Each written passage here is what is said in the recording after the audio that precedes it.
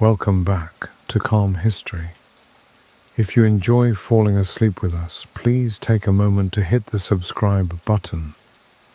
It is a completely free way to support our quiet, independent channel. Tonight, we begin.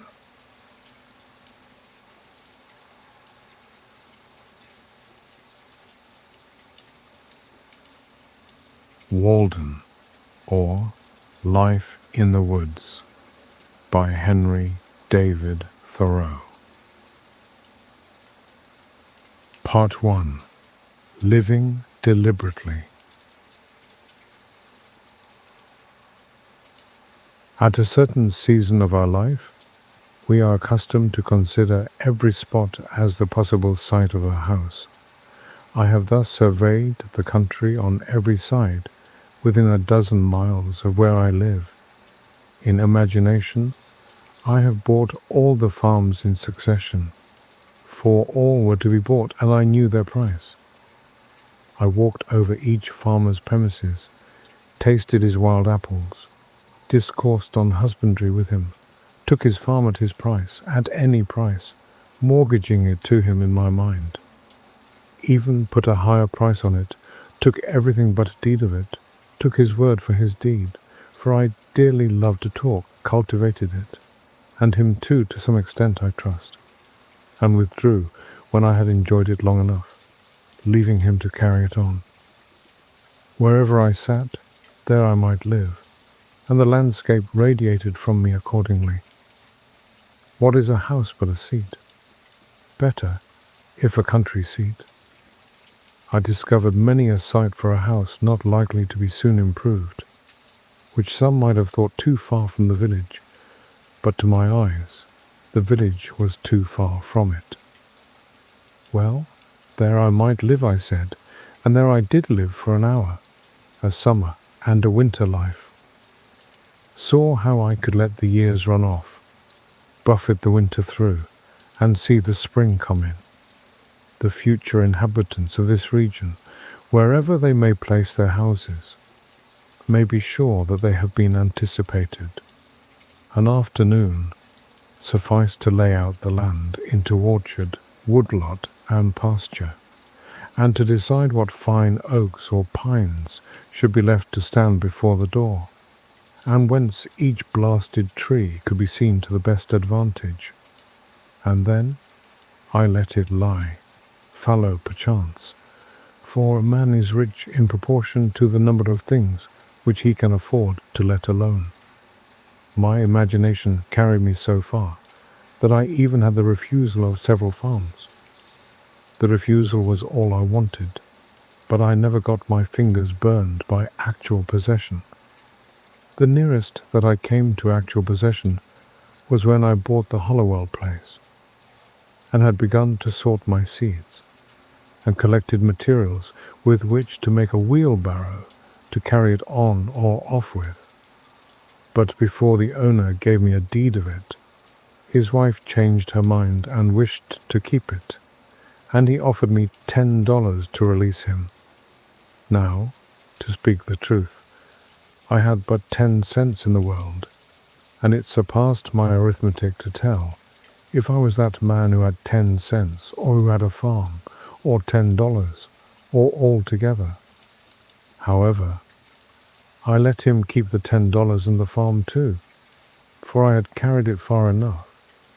Or rather, to be generous, I sold him the farm for just what I gave for it, and as he was not a rich man, made him a present of $10, and still had my 10 cents and seeds and materials for a wheelbarrow left. I found thus that I had been a rich man without any damage to my poverty, but I retained the landscape, and I have since annually carried off what it yielded without a wheelbarrow. With respect to landscapes, I am monarch of all I survey. My right there is none to dispute. When first I took up my abode in the woods, that is, began to spend my nights as well as days there, which by accident was on Independence Day, or the 4th of July, 1845.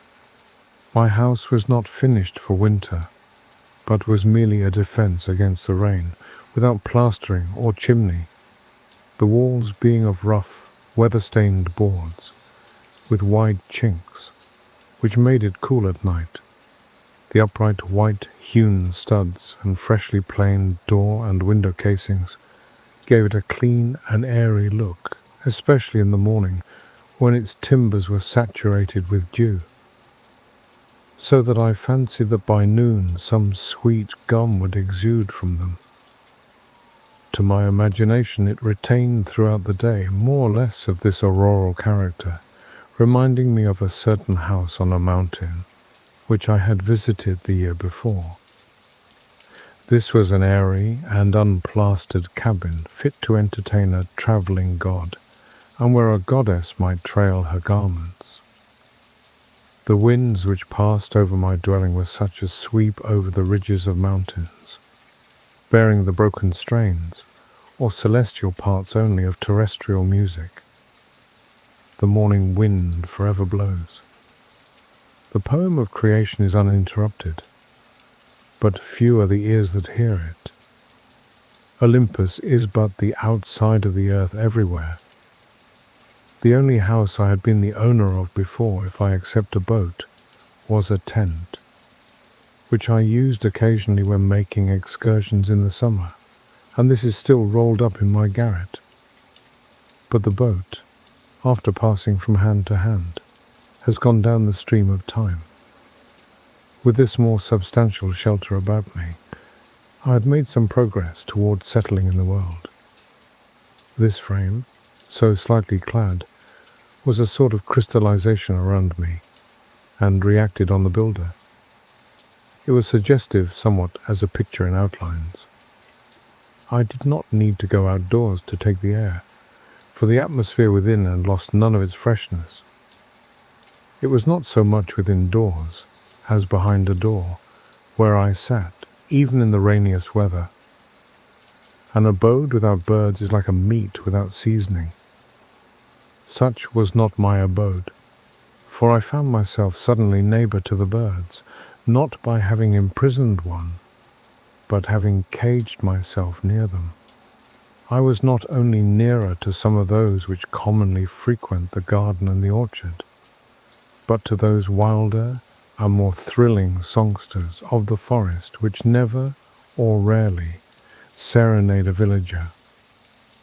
The wood thrush, the veery, the scarlet tanager, the field sparrow, the whippoorwill, and many others. I was seated by the shore of a small pond, about 1.5 miles south of the village of Concord, and somewhat higher than it, in the midst of an extensive wood between that town and Lincoln, and about 2 miles south of that our only field known to fame, Concord battleground. But I was so low in the woods that the opposite shore, 1/2 mile off, like the rest, covered with wood, was my most distant horizon. For the first week, whenever I looked out on the pond, it impressed me like a tarn high up on the side of a mountain, its bottom far above the surface of other lakes, and, as the sun arose, I saw it throwing off its nightly clothing of mist, and here and there by degrees, its soft ripples or its smooth reflecting surface was revealed, while the mists, like ghosts, were stealthily withdrawing in every direction into the woods, as at the breaking up of some nocturnal conventicle. The very dew seemed to hang upon the trees later into the day than usual, as on the sides of mountains. This small lake was of most value as a neighbor in the intervals of a gentle rainstorm in August, when, both air and water being perfectly still, but the sky overcast, mid-afternoon had all the serenity of evening, and the wood thrush sang around, and was heard from shore to shore. A lake like this is never smoother than at such a time, and the clear portion of the air above it being shallow and darkened by clouds. The water, full of light and reflections, becomes a lower heaven itself so much the more important. From a hilltop nearby, where the wood had been recently cut off, there was a pleasing vista southward across the pond, through a wide indentation in the hills which form the shore there, where their opposite sides sloping toward each other suggested a stream flowing out in that direction through a wooded valley. But stream there was none. That way, I looked between and over the near green hills to some distant and higher ones in the horizon, tinged with blue. Indeed, by standing on tiptoe, I could catch a glimpse of some of the peaks of the still bluer and more distant mountain ranges in the northwest. Those true blue coins from heaven's own mint, and also of some portion of the village. But in other directions, even from this point, I could not see over or beyond the woods which surrounded me. It is well to have some water in your neighborhood, to give buoyancy to and float the earth. One value even of the smallest well is, that when you look into it, you see that earth is not continent, but insular. This is as important as that it keeps butter cool. I went to the woods because I wished to live deliberately, to front only the essential facts of life, and see if I could not learn what it had to teach, and not, when I came to die, discover that I had not lived. I did not wish to live what was not life. Living is so dear. Nor did I wish to practice resignation unless it was quite necessary. I wanted to live deep and suck out all the marrow of life, to live so sturdily and Spartan-like as to put to rout all that was not life, to cut a broad swath and shave close, to drive life into a corner and reduce it to its lowest terms. And if it proved to be mean, why then to get the whole and genuine meanness of it, and publish its meanness to the world? Or, if it were sublime, to know it by experience and be able to give a true account of it in my next excursion. For most men, it appears to me, are in a strange uncertainty about it, whether it is of the devil or of God, and have somewhat hastily concluded that it is the chief end of man here to glorify God and enjoy Him forever. Still, we live meanly, like ants, though the fable tells us that we were long ago changed into men. Like pygmies, we fight with cranes. It is error upon error and clout upon clout, and our best virtue has for its occasion a superfluous and evitable wretchedness. Our life is frittered away by detail. An honest man has hardly need to count more than his 10 fingers, or in extreme cases he may add his 10 toes and lump the rest. Simplicity, simplicity, simplicity. I say, let your affairs be as 2 or 3, and not 100 or 1,000. Instead of 1,000,000, count half a dozen, and keep your accounts on your thumbnail. In the midst of this chopping sea of civilized life, such are the clouds and quicksands and 1,001 items to be allowed for, that a man has to live, if he would not founder and go to the bottom and not make his port at all by dead reckoning. And he must be a great calculator indeed who succeeds. Simplify, simplify. Instead of 3 meals a day, if it be necessary, eat but 1. Instead of 100 dishes, 5. And reduce other things in proportion. Our life is like a German confederacy, made up of petty states, with its boundary forever fluctuating so that even a German cannot tell you how it is bounded at any moment. The nation itself, with all its so-called internal improvements, which, by the way, are all external and superficial, is just such an unwieldy and overgrown establishment, cluttered with furniture and tripped up by zone traps, ruined by luxury and heedless expense, by want of calculation and a worthy aim, as the 1,000,000 households in the land. Let us spend one day as deliberately as nature, and not be thrown off the track by every nutshell and mosquito's wing that falls on the rails.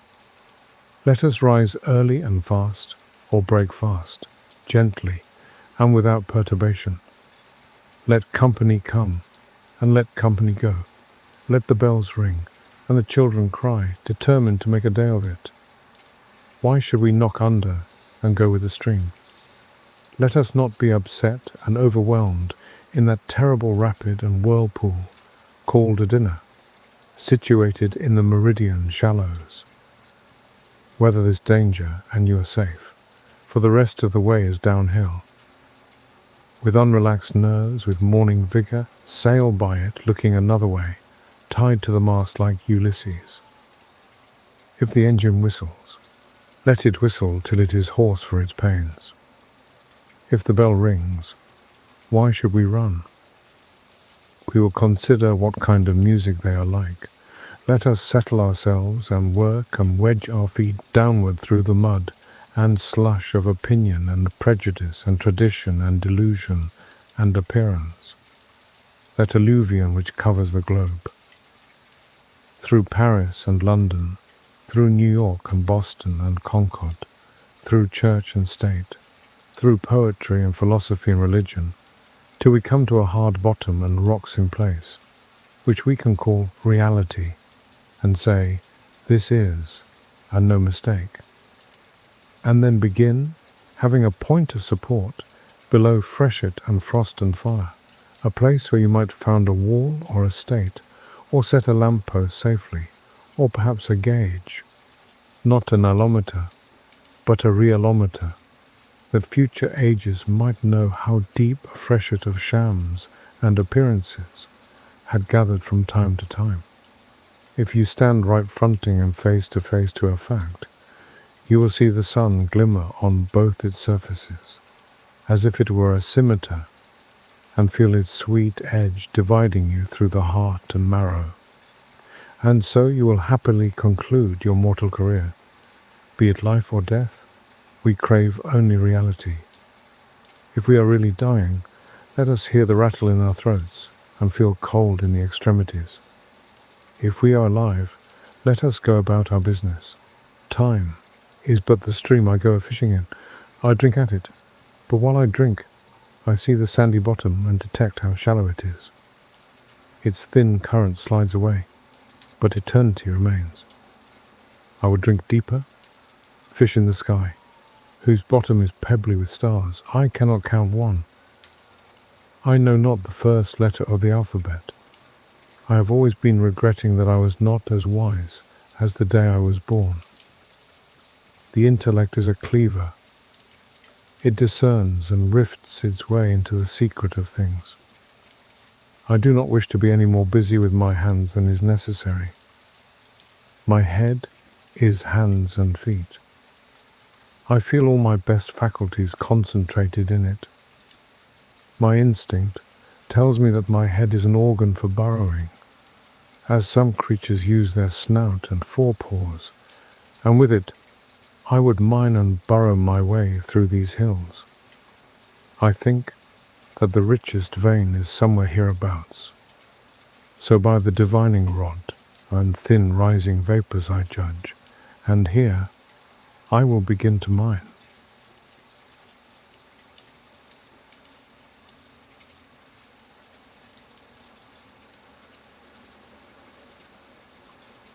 Part 2. The Forest Symphony.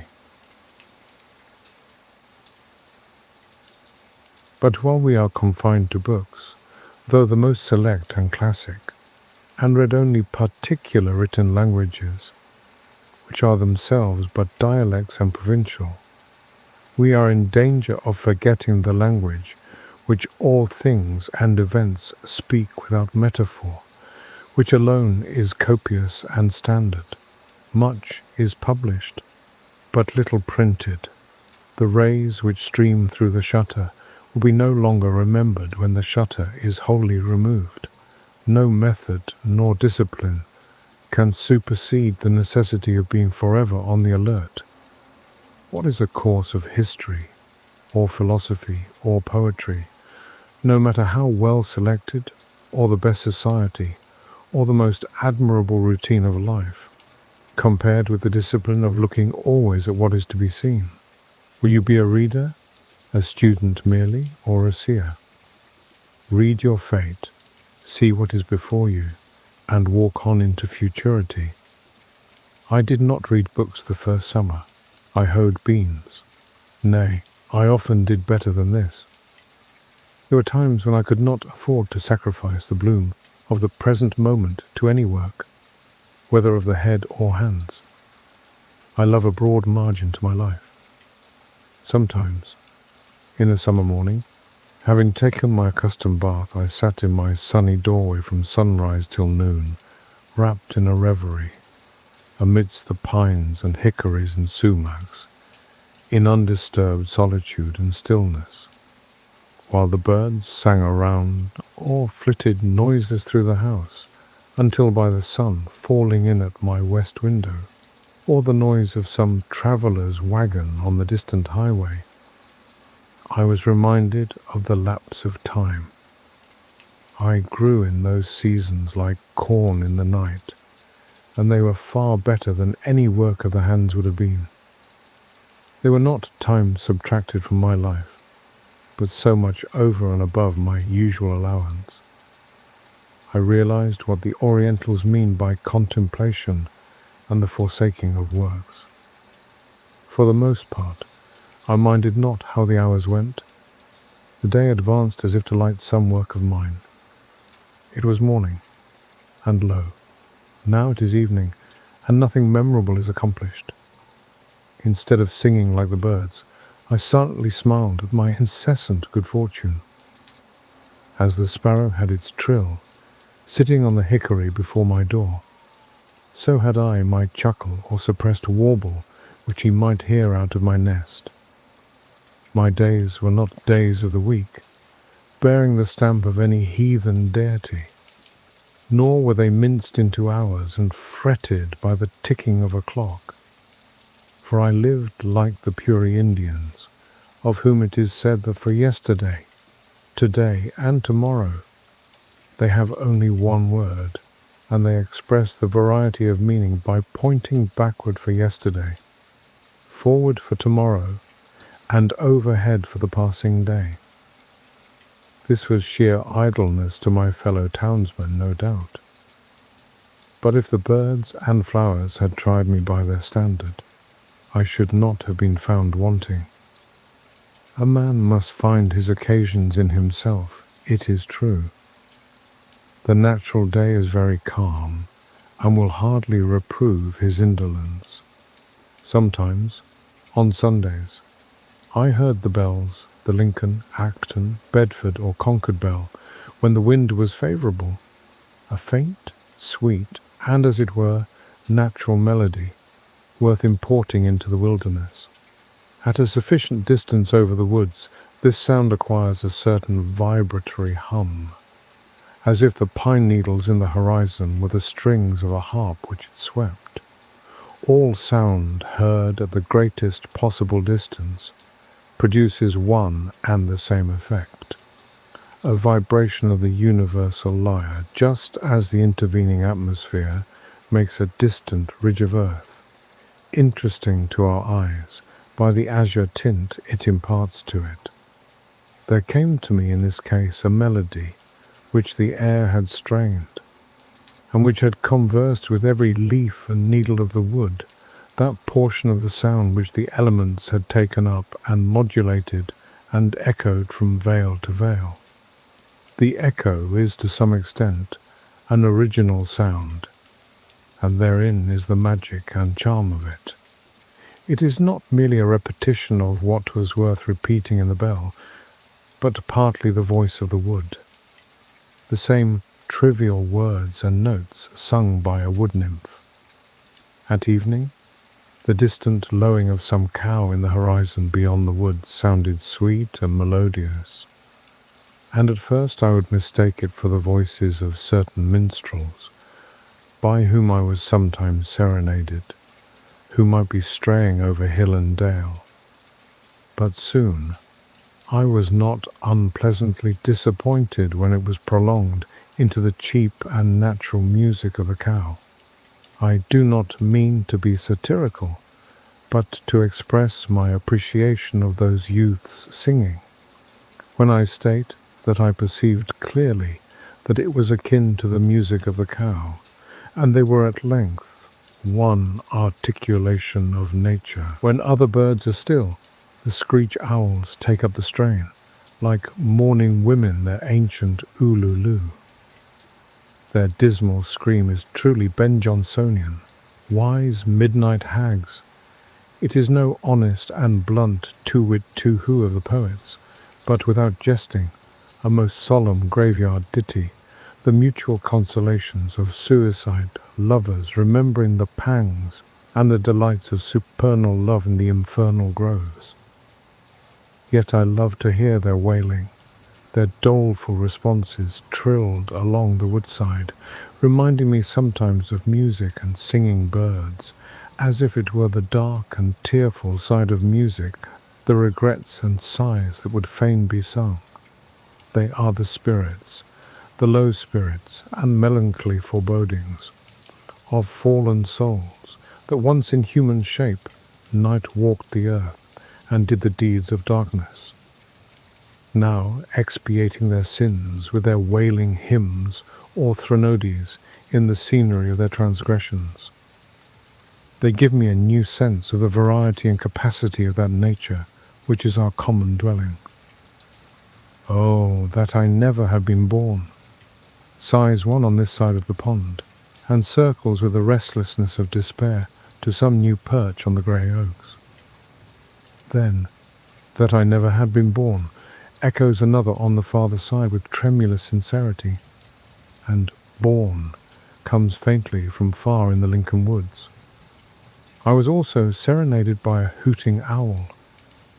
Near at hand you could fancy it the most melancholy sound in nature, as if she meant by this to stereotype and make permanent in her choir the dying moans of a human being, some poor weak relic of mortality who has left hope behind and howls like an animal, yet with human sobs, on entering the dark valley, made more awful by a certain gurgling melodiousness, expressive of a mind which has reached the gelatinous, mildewy stage in the mortification of all healthy and courageous thought.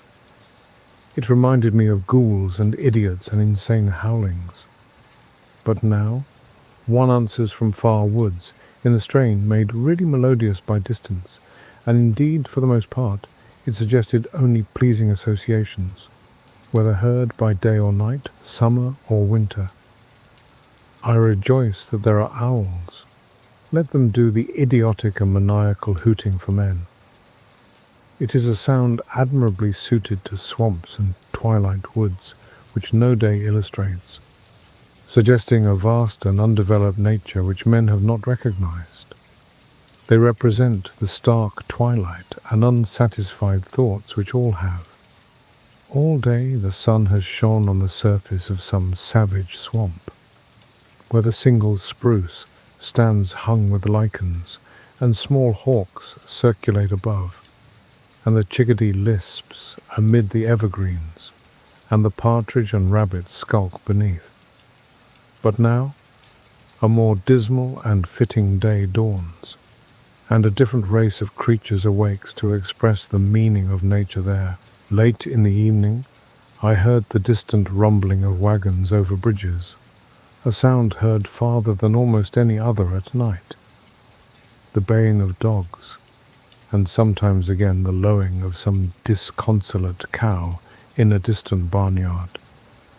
In the mean, while all the shore rang with the trump of bullfrogs, the sturdy spirits of ancient wine-bibbers and wassailers, still unrepentant, trying to sing a catch in their Stygian lake, if the Walden nymphs will pardon the comparison.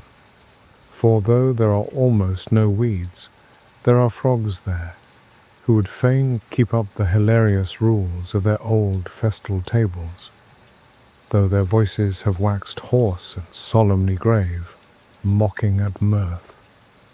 and the wine has lost its flavour, and become only liquor to distend their paunches, and sweet intoxication never comes to drown the memory of the past, but mere saturation and waterloggedness and distension.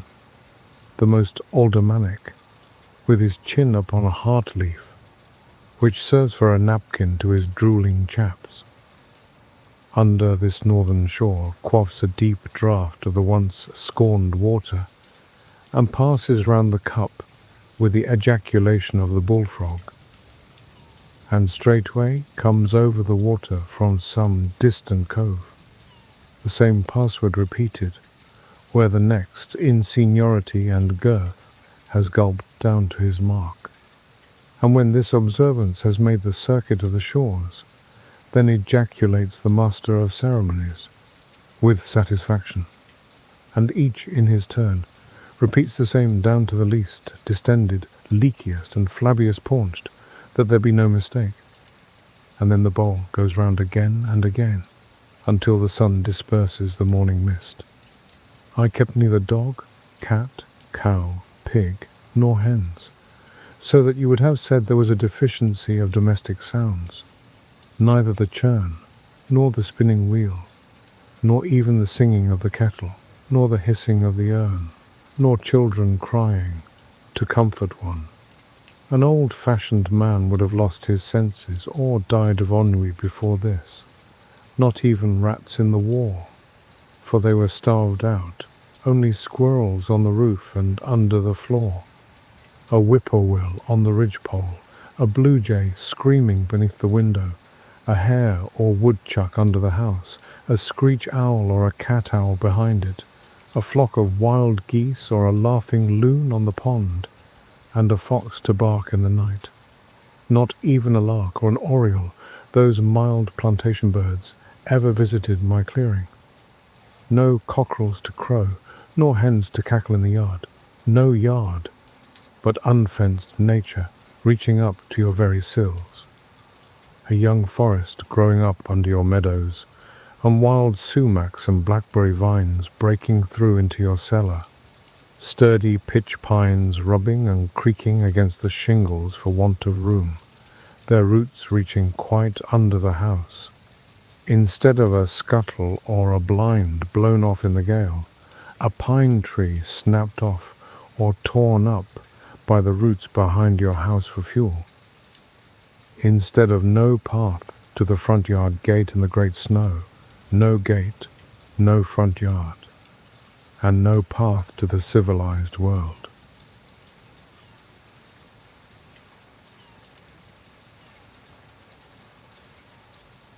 Part 3. The Peace of the Woods. This is a delicious evening, when the whole body is one sense, and imbibes delight through every pore.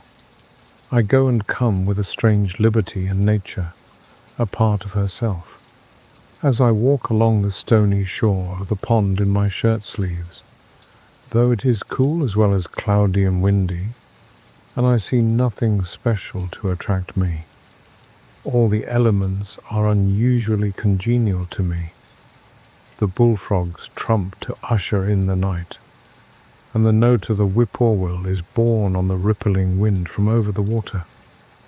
Sympathy with the fluttering alder and poplar leaves almost takes away my breath.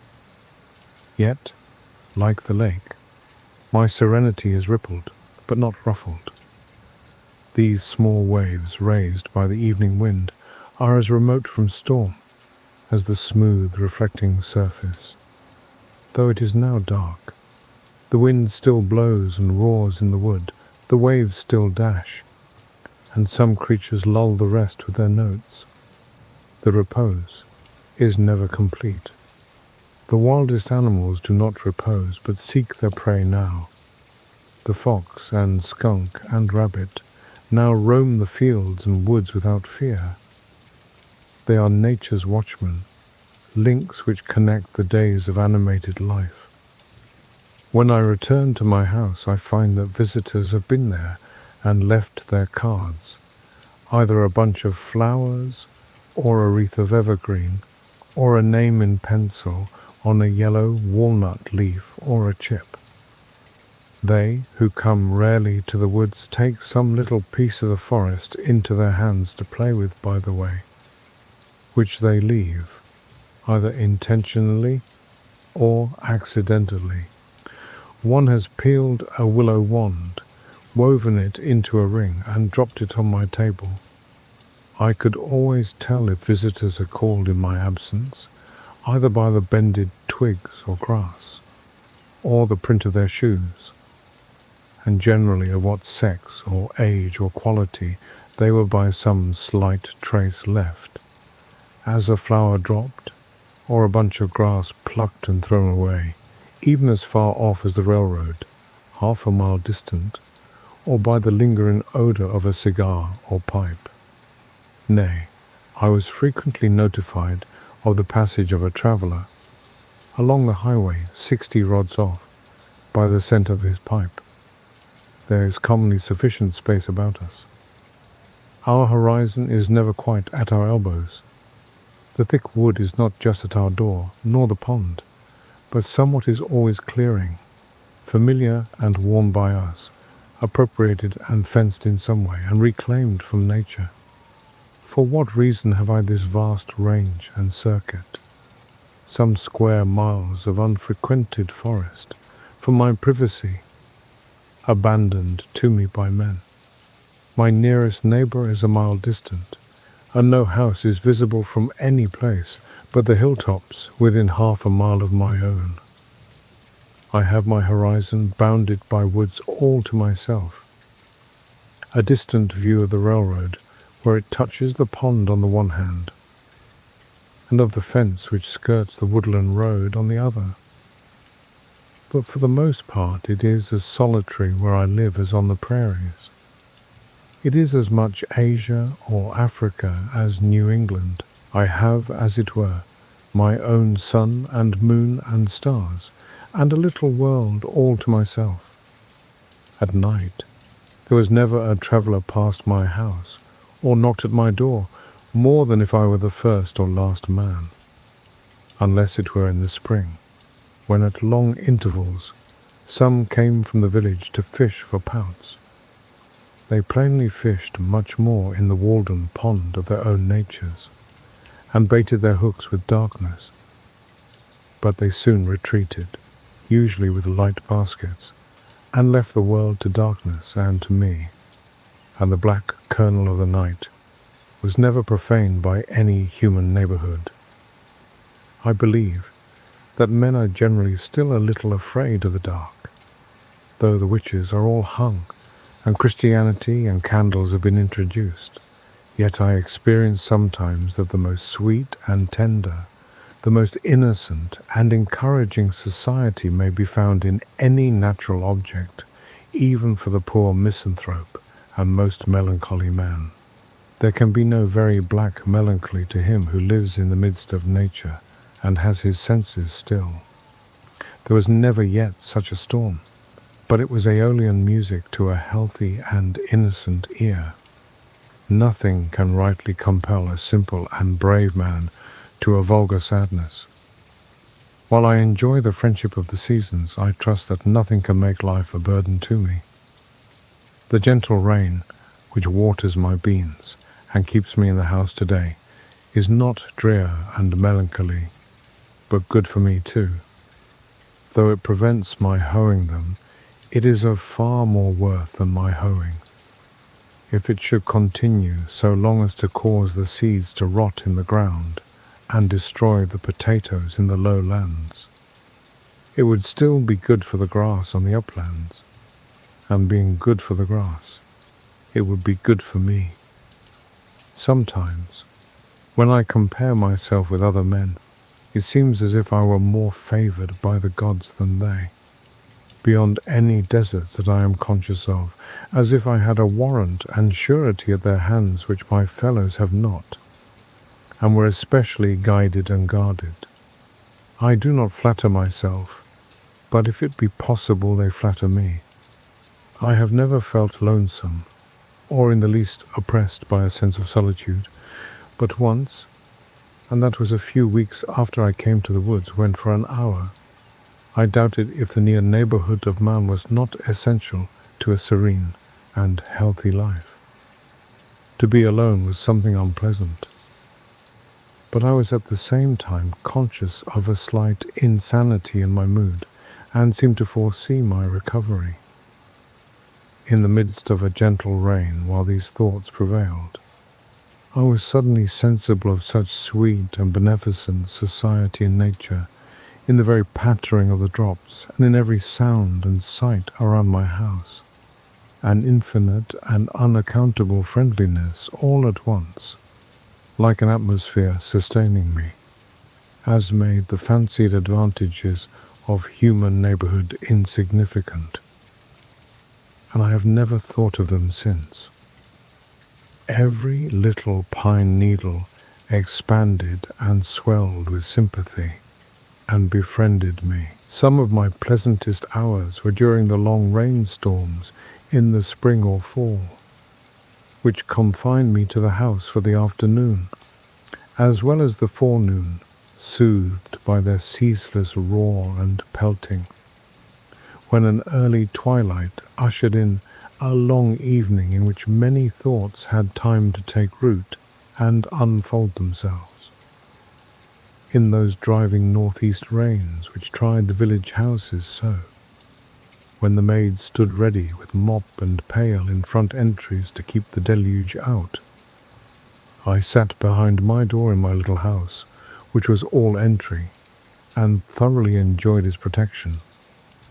In one heavy thunder shower, the lightning struck a large pitch pine across the pond, making a very conspicuous and perfectly regular spiral groove from top to bottom, an inch or more deep and 4 or 5 inches wide, as you would groove a walking stick.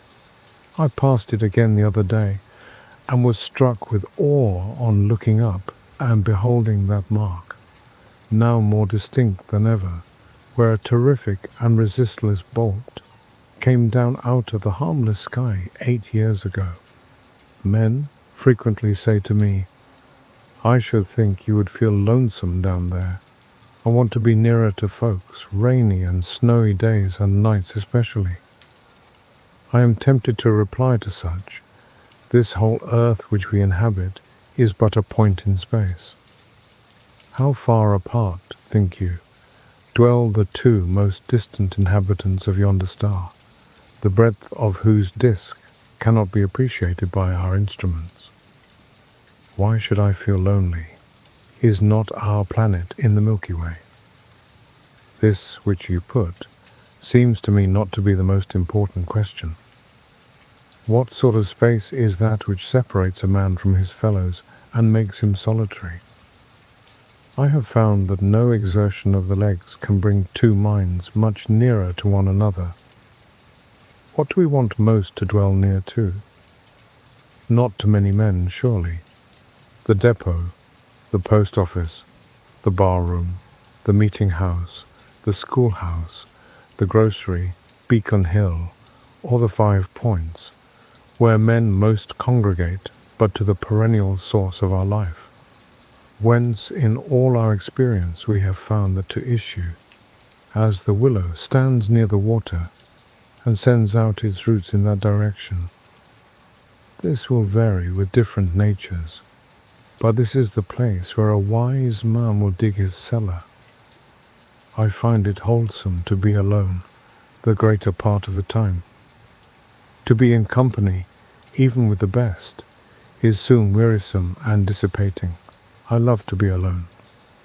I never found the companion that was so companionable as solitude. We are for the most part more lonely when we go abroad among men than when we stay in our chambers. A man thinking or working is always alone, let him be where he will. Solitude is not measured by the miles of space that intervene between a man and his fellows. The really diligent student in one of the crowded hives of Cambridge College is as solitary as a dervish in the desert.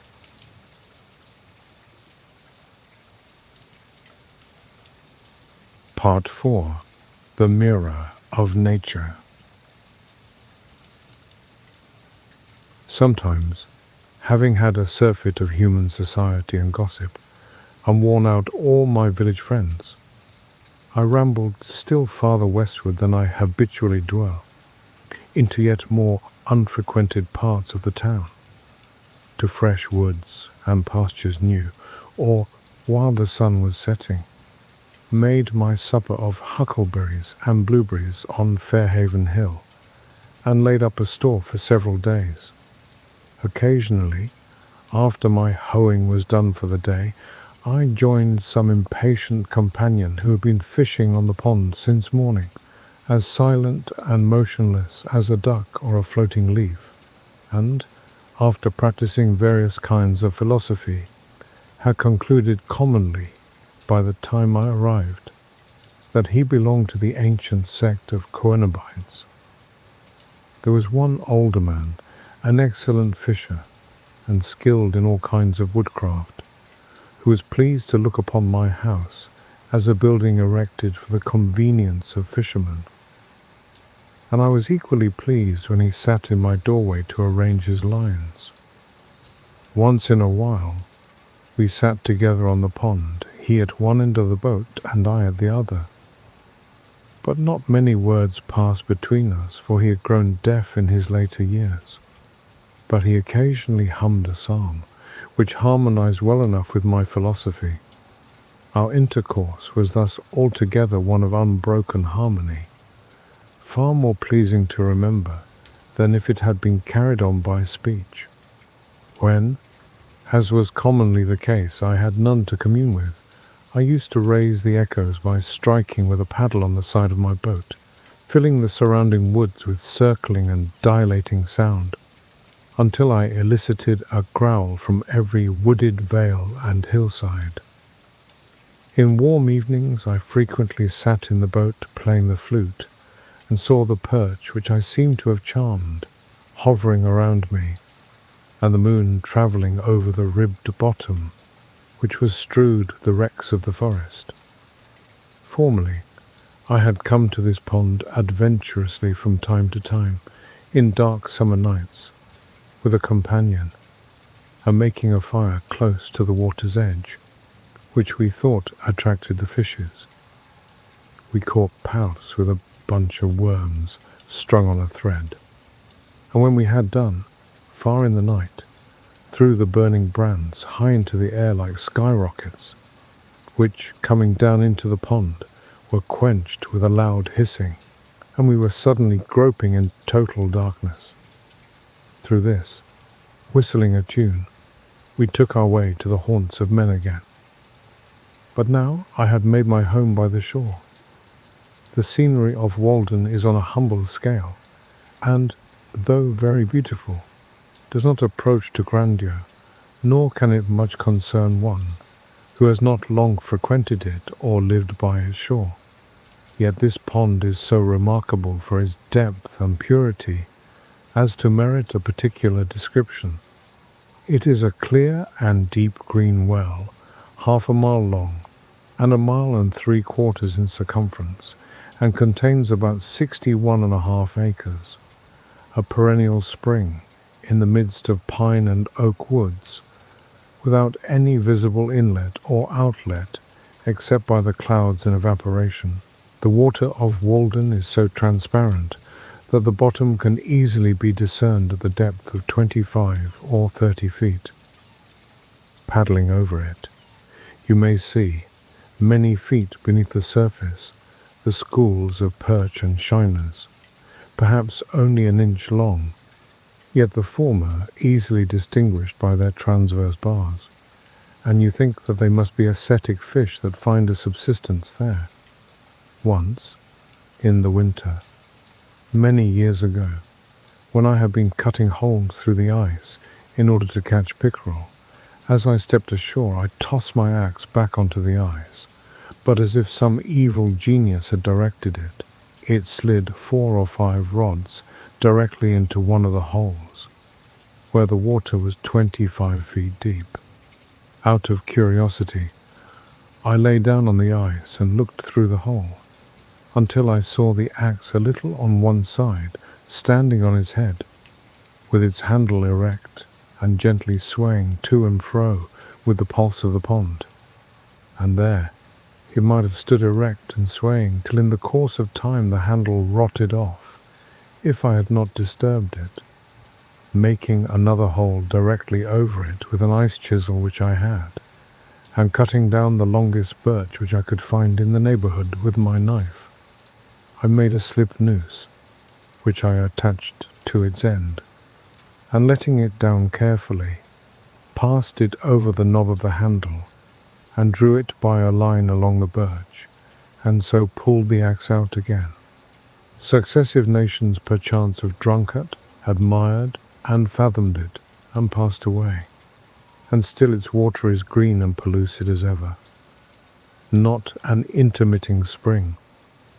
Perhaps on that spring morning when Adam and Eve were driven out of Eden Walden Pond was already in existence, and even then breaking up in a gentle spring rain, accompanied with mist and a southerly wind, and covered with myriads of ducks and geese, which had not heard of the fall, when still such pure lakes sufficed them.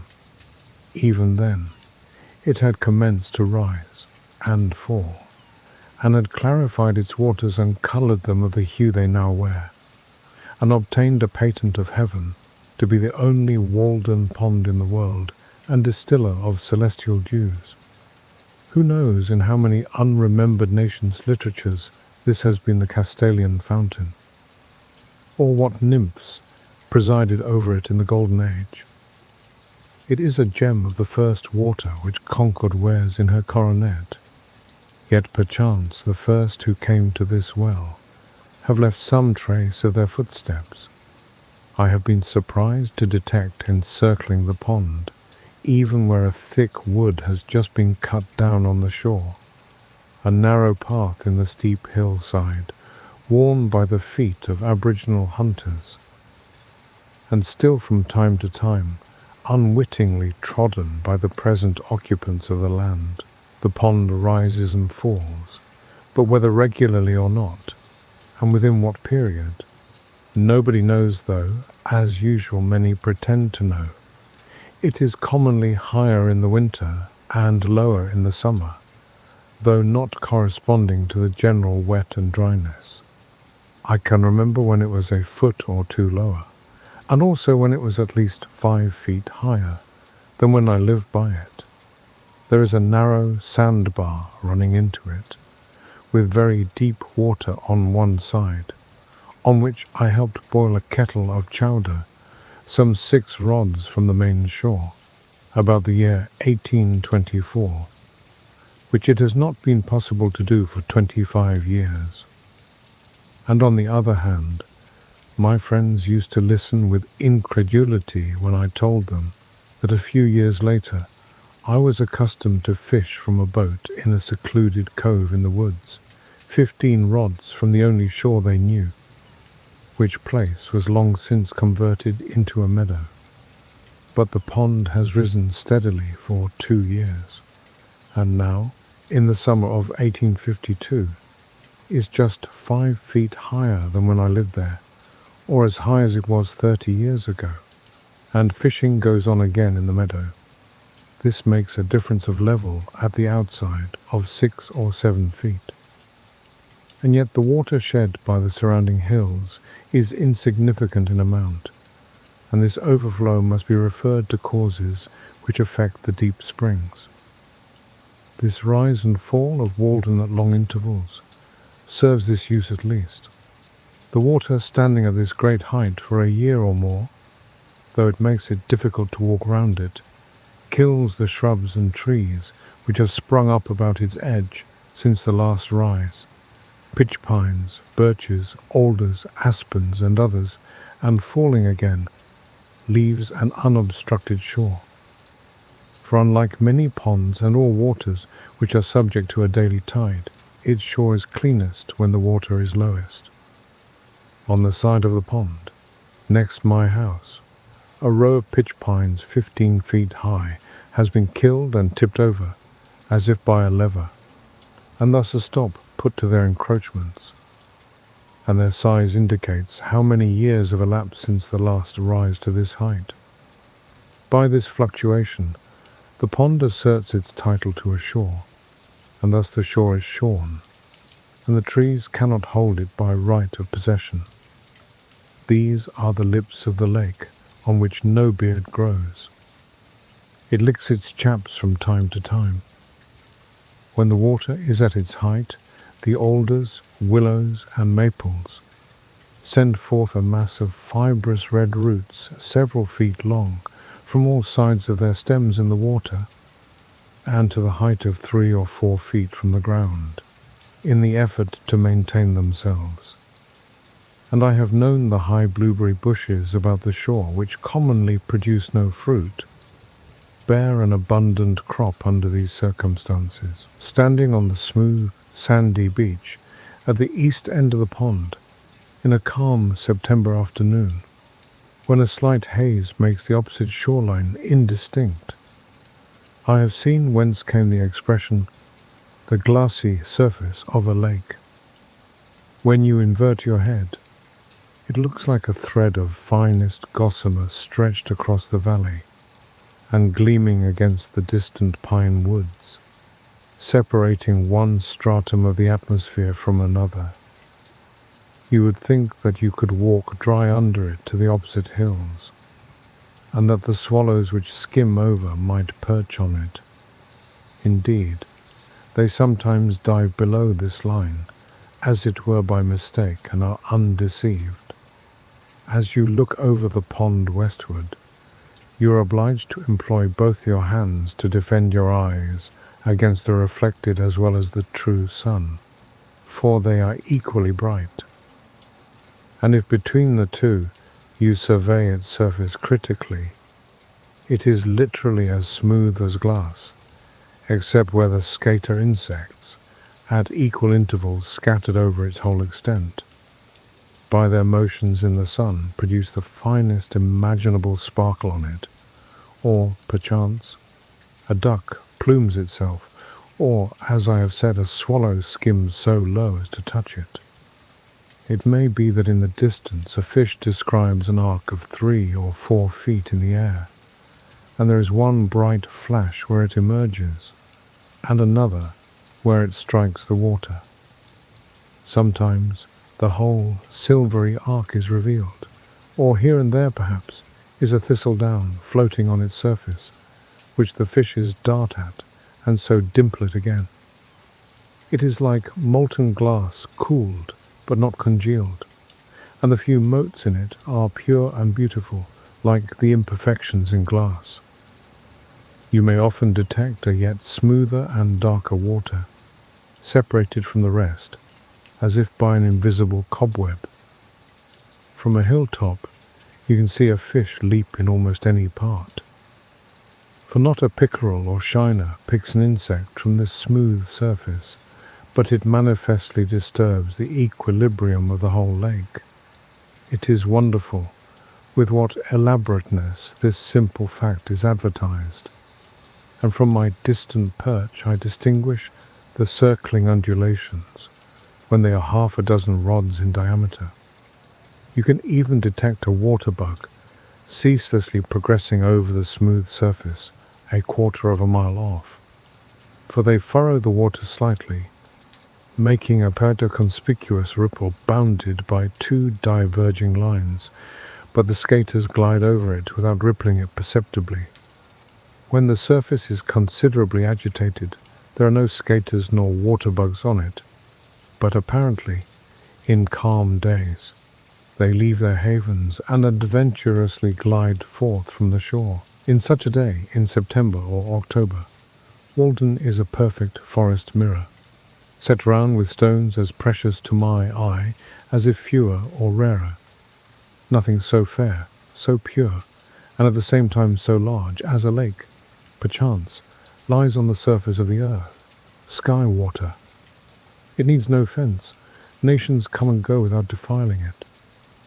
It is a mirror which no stone can crack, whose quicksilver will never wear off.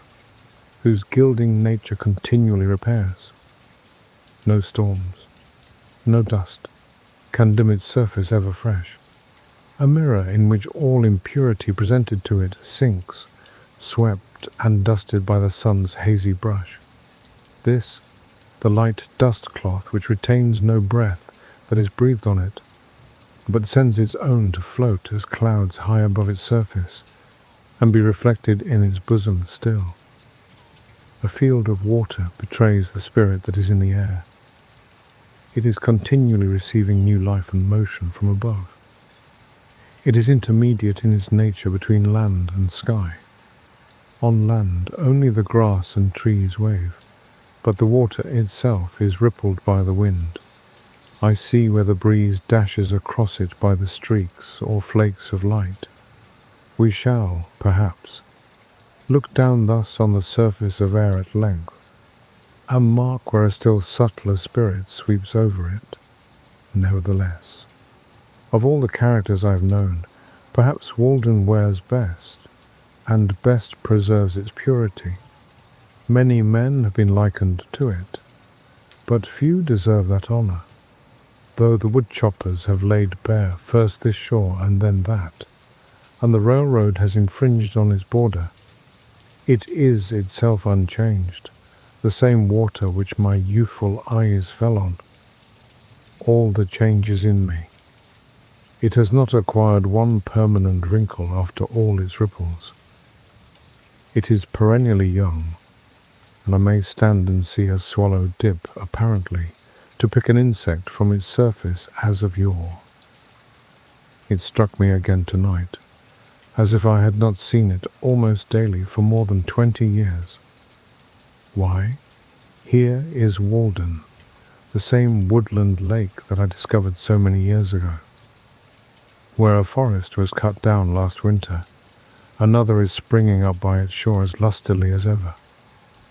The same thought is welling up to its surface that was then. It is the same liquid joy and happiness to itself and its maker, aye, and it may be to me. It is the work of a brave man surely, in whom there was no guile. He rounded this water with his hand, deepened and clarified it in his thought, and in his will bequeathed it to Concord.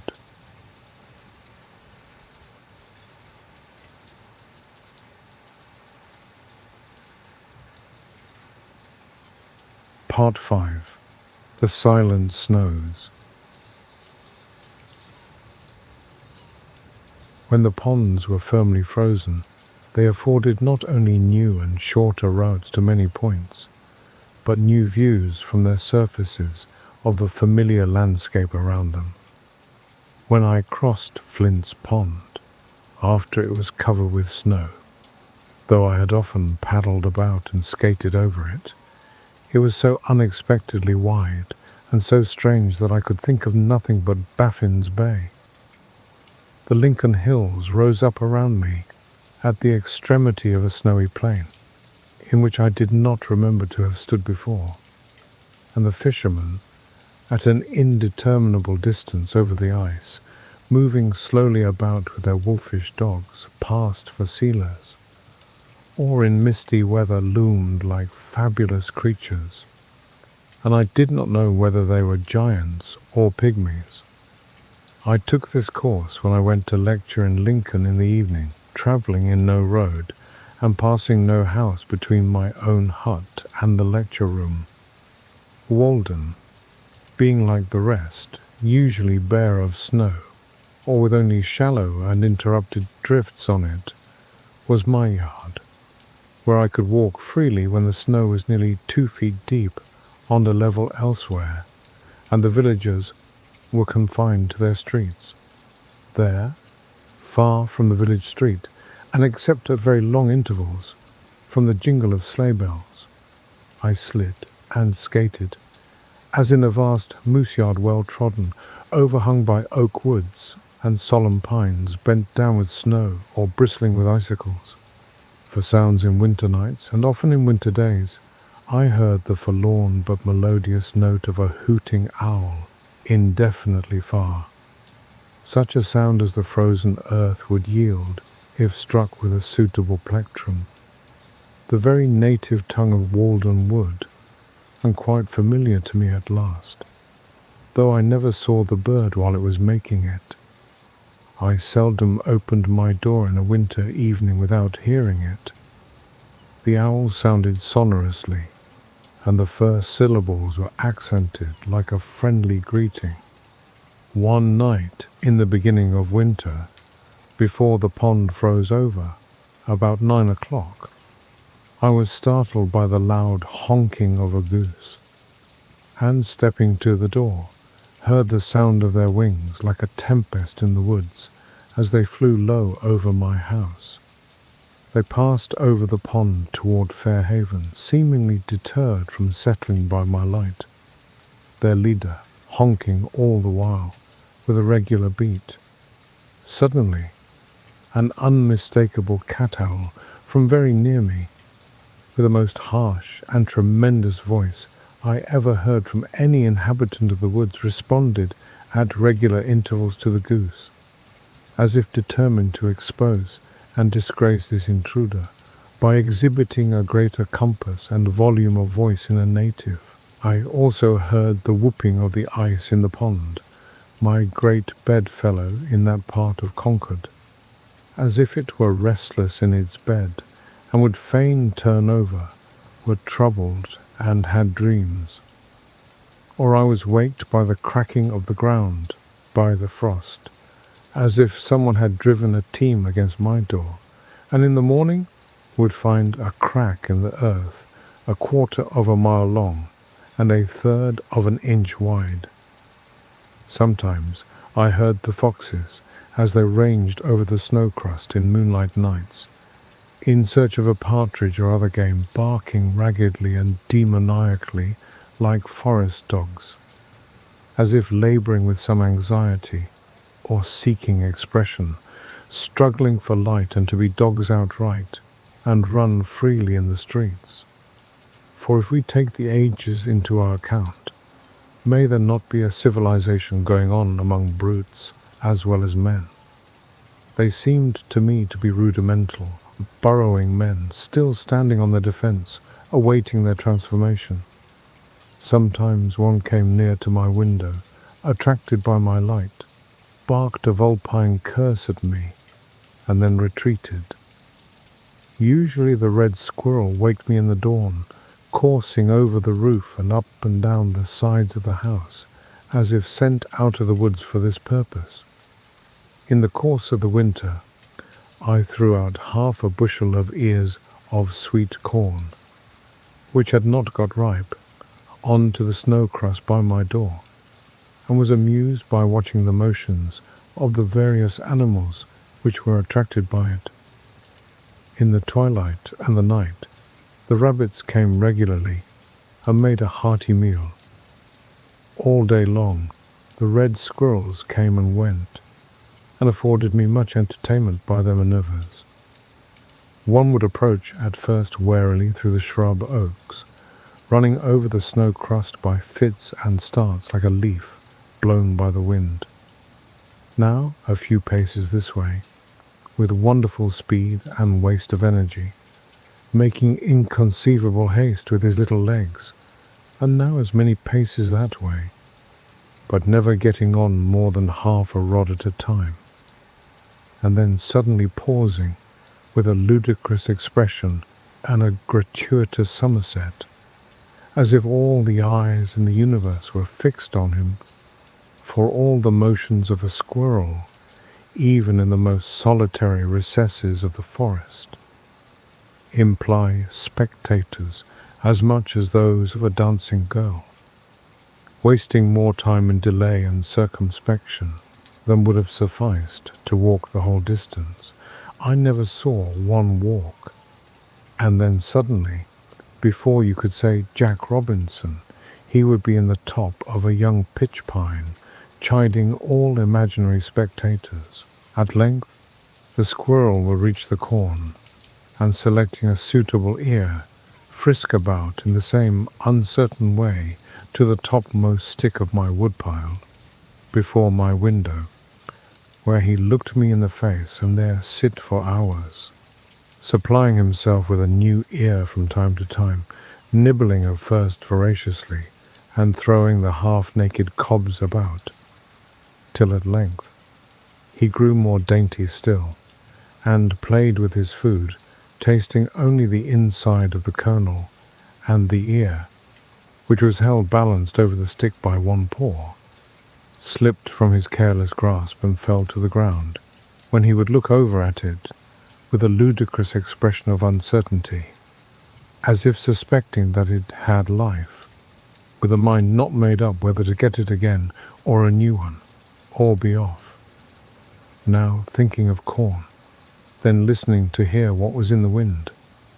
So the little impudent fellow would waste many an ear in a forenoon, till at last, seizing some longer and plumper one, considerably bigger than himself, and skilfully balancing it, he would set out with it to the woods, like a tiger with a buffalo, by the same zigzag course and frequent pauses, scratching along with it as if it were too heavy for him, and falling all the while. Meanwhile, also came the chickadees in flocks, which, picking up the crumbs the squirrels had dropped, flew to the nearest twig, and placing them under their claws, hammered away at them with their little bills, as if it were an insect in the bark, till they were sufficiently reduced for their slender throats. A little flock of these titmice came daily to pick a dinner out of my woodpile, or the crumbs at my door, with faint, flitting, lisping notes, like the tinkling of icicles in the grass, or else with sprightly day, or more rarely, in spring-like days, a wiry, summery note from the woodside. They were so familiar that at length one alighted on an armful of wood which I was carrying in, and pecked at the sticks without fear. I once had a sparrow alight upon my shoulder for a moment, while I was hoeing in a village garden, and I felt that I was more distinguished by that circumstance than I should have been by any epaulet I could have worn. The squirrels also grew at last to be quite familiar, and occasionally stepped upon my shoe when that was the nearest way, when the ground was not yet quite covered, and again, near the end of winter, the partridges came out of the woods morning and evening to feed there. Whichever side you walk in the woods, the partridge bursts away on whirring wings, jarring the snow from the dry leaves and twigs on high, which comes sifting down in the sunbeams like golden dust. For this brave bird is not to be scared by winter, in dark winter mornings, or in short winter afternoons. I sometimes heard a pack of hounds threading all the woods with hounding cry and yelp, unable to resist the instinct of the chase and the note of the hunting horn at intervals, proving that man was in the rear. The woods ring again, and yet no fox bursts forth onto the open level of the pond, nor following pack pursuing their prey. And perhaps at evening I see the hunters, returning with a single brush trailing from their sleigh for a trophy, seeking their inn. They tell me that if the fox would remain in the bosom of the frozen earth he would be safe, or if he would run in a straight line away, no fox-hound could overtake him. But having left his pursuers far behind, he stops to rest and listen till they come up, and when he runs, he circles round to his old haunts, where the hunters await him.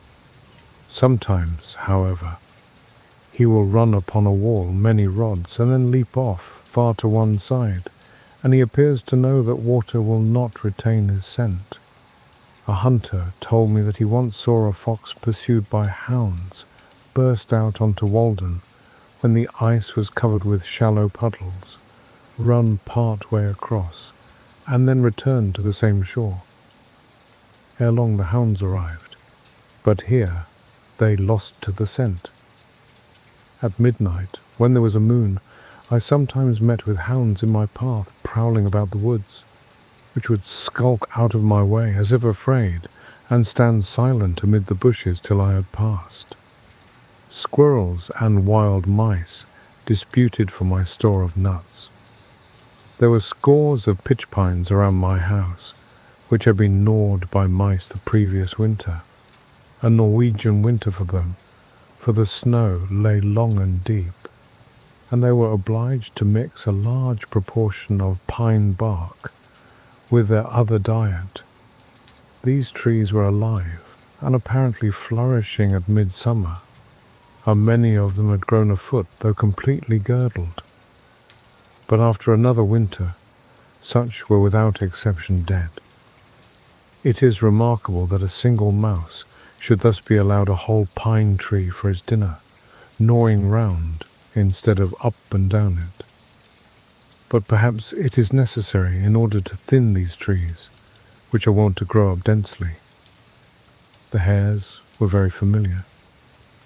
One had her form under my house all winter, separated from me only by the flooring, and she startled me each morning by her hasty departure when I began to stir, thump, thump, thump, striking her head against the floor timbers in her hurry. They used to come round my door at dusk to nibble the potato parings which I had thrown out, and were so nearly the colour of the ground that they could hardly be distinguished when still.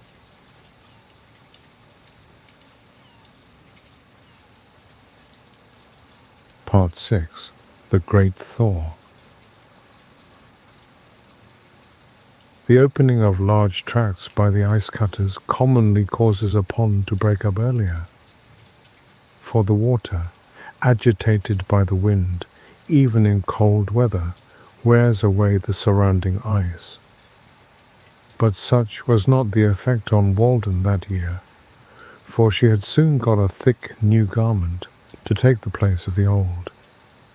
This pond never breaks up so soon as the others in this neighbourhood, on account both of its greater depth and its having no stream passing through it to melt or wear away the ice. It commonly opens about the 1st of April, a week or 10 days later than Flint's Pond, beginning to melt on the north side and in the shallower parts where it began to freeze. It indicates better than any water hereabouts the absolute progress of the season, being least affected by transient changes of temperature. A severe cold of a few days' duration in March may very much retard the opening of the former ponds, while the temperature of Walden increases almost uninterruptedly.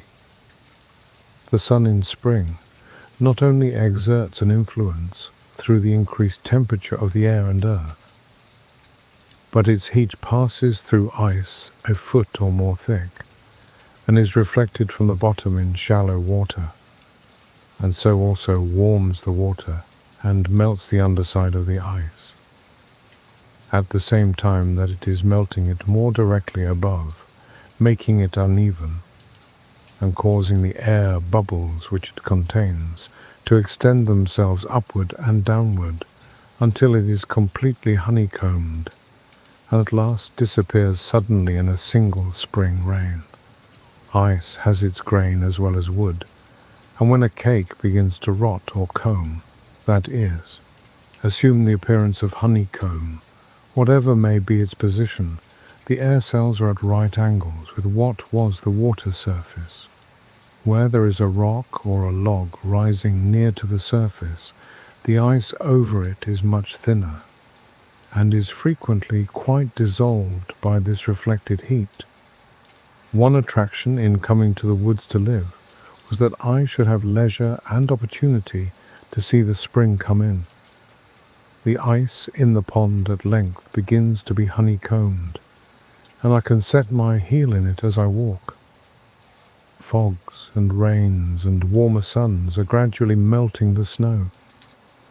The days have grown sensibly longer, and I see how I shall get through the winter without adding to my woodpile, for large fires are no longer necessary, I am on the alert for the first signs of spring, to hear the chance note of some arriving bird, or the striped squirrel's chirp. For his stores must be now nearly exhausted, or see the woodchuck venture out of his winter quarters.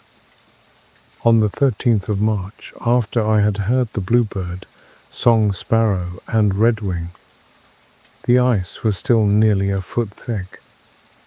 As the weather grew warmer, it was not sensibly worn away by the water, nor broken up and floated off as in rivers, but though it was completely melted for half a rod in width about the shore, the middle was merely honeycombed and saturated with water, so that you could put your foot through it when 6 inches thick. But by the next day evening, perhaps, after a warm rain followed by fog, it would have wholly disappeared. Every incident connected with the breaking up of the rivers and ponds and the settling of the weather is particularly interesting to us, who live in a climate of so great extremes. When the warmer days come, they who dwell near the river hear the ice crack at night with a startling whoop as loud as artillery, as if its icy fetters were rent from end to end, and within a few days see it rapidly going out. So the alligator comes out of the mud with quakings of the earth. One old man, who has been a close observer of nature, and seems as thoroughly wise in regard to all her operations as if she had been put upon the stocks when he was a boy, and he had helped to lay her keel, who has come to his growth, and can hardly acquire more of natural law if he should live to the age of Methuselah, told me. And I was surprised to hear him express wonder at any of nature's operations, for I thought that there were no secrets between them. That one spring day he took his gun and boat, and thought that he would have a little sport with the ducks. There was ice still on the meadows, but it was all gone out of the river, and he dropped down without obstruction from Sudbury, where he lived, to Fairhaven Pond, which he found unexpectedly, covered for the most part with a firm field of ice. It was a warm day, and he was surprised to see so great a body of ice remaining. Not seeing any ducks, he hid his boat on the north or back side of an island in the pond, and then concealed himself in the bushes on the south side to await them. The ice was melted for 3 or 4 rods from the shore, and there was a smooth and warm sheet of water, with a muddy bottom, such as the ducks love, within, and he thought it likely that some would be along pretty soon. After he had lain still there about an hour, he heard a low and seemingly very distant sound, but singularly grand and impressive, unlike anything he had ever heard, gradually swelling and increasing, as if it would have a universal and memorable ending, a sullen rush and roar, which seemed to him all at once like the sound of a vast body of fowl coming in to settle there, and seizing his gun, he started up in haste and excited. But he found, to his surprise, that the whole body of the ice had started while he lay there, and drifted in to the shore, and the sound he had heard was made by its edge grating on the shore. At first, gently crumbled off, but at length heaving up and scattering its wrecks along the island to a considerable height, before it came to a standstill. At length the sun's rays have attained the right angle, and warm winds blow up mist and rain and melt the snowbanks, and the sun, dispersing the mist, smiles on a checkered landscape of russet and white, smoking with incense, through which the traveller picks his way from islet to islet, cheered by the music of 1,000 tinkling rills and rivulets whose veins are filled with the blood of winter, which they are bearing off. Ere long, not only on these banks, but on every hill and plain and in every hollow. The frost comes out of the ground like a dormant quadruped from its burrow, and seeks the sea with music, or migrates to other climes in clouds. Thaw, with his gentle persuasion, is more powerful than Thor with his hammer. The one melts, the other but breaks in pieces. When the ground was partially bare of snow, and a few warm days had dried its surface somewhat, it was pleasant to compare the first tender signs of the infant year, just peeping forth with the stately beauty of the withered vegetation which had withstood the winter. Life, everlasting, golden rods, and graceful wild grasses, more obvious and interesting frequently than in summer even, as if the beauty was not ripe till then. Even cotton grass, cattails, mullins, johnswort, and other strong-stemmed plants, those unexhausted granaries which entertain the earliest birds, decent weeds at least, which widowed nature wears. I am particularly attracted by the arching and sheaf-like top of the woolgrass. It brings back the summer to our winter memories. At the approach of spring, the red squirrels got under my house, 2 at a time, directly under my feet as I sat reading or writing, and kept up the queerest chuckling and chirruping and vocal pirouetting and gurgling sounds that ever were heard. And when I stamped, they only chirruped the louder, as if past all fear and respect in their mad pranks, defying humanity to stop them. The first sparrow of spring. The year beginning with younger hope than ever. The faint, silvery warblings heard over the partially bare and moist fields from the bluebird, the song sparrow, and the redwing, as if the last flakes of winter tinkled as they fell. What, at such a time, are histories, chronologies, traditions, and all written revelations? The brooks sing carols and glees to the spring. The marsh hawk, sailing low over the meadow, is already seeking the first slimy life that awakes. The sinking sound of melting snow is heard in all dells, and the ice dissolves apace in the ponds. The grass flames up on the hillsides like a spring fire, as if the earth sent forth an inward heat to greet the returning sun. Not yellow, but green is the colour of its flame, the symbol of perpetual youth.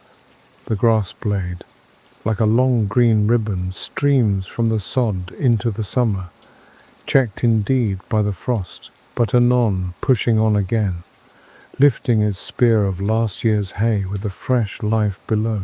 Walden is melting apace. There is a canal, 2 rods wide along the northerly and westerly sides, and wider still at the east end.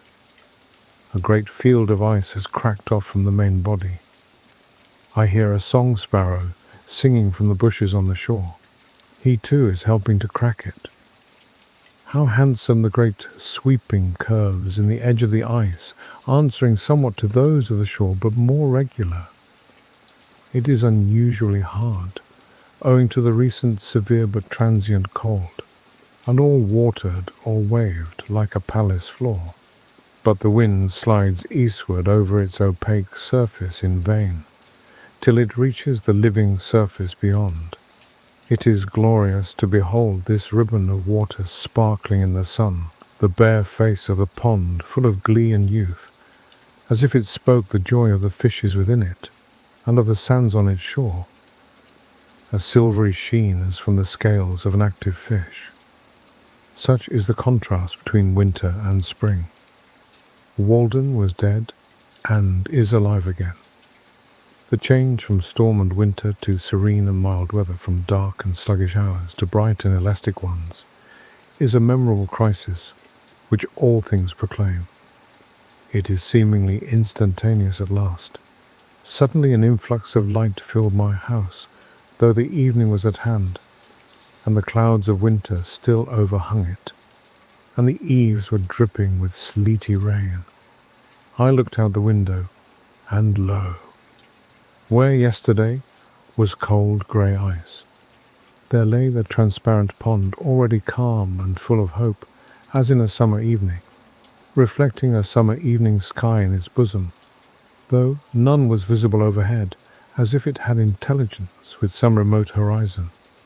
I heard a robin in the distance, the first I had heard for many 1,000 years, methought, whose note I shall not forget for many 1,000 more, the same sweet and powerful song as of yore.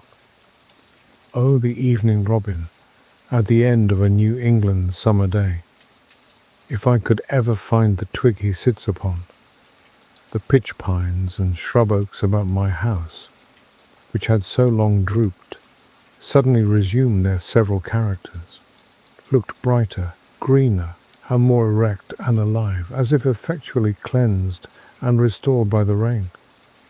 I knew that it would not rain any more. You may tell by looking at any twig of the forest, aye, at your very woodpile, whether its winter is past or not.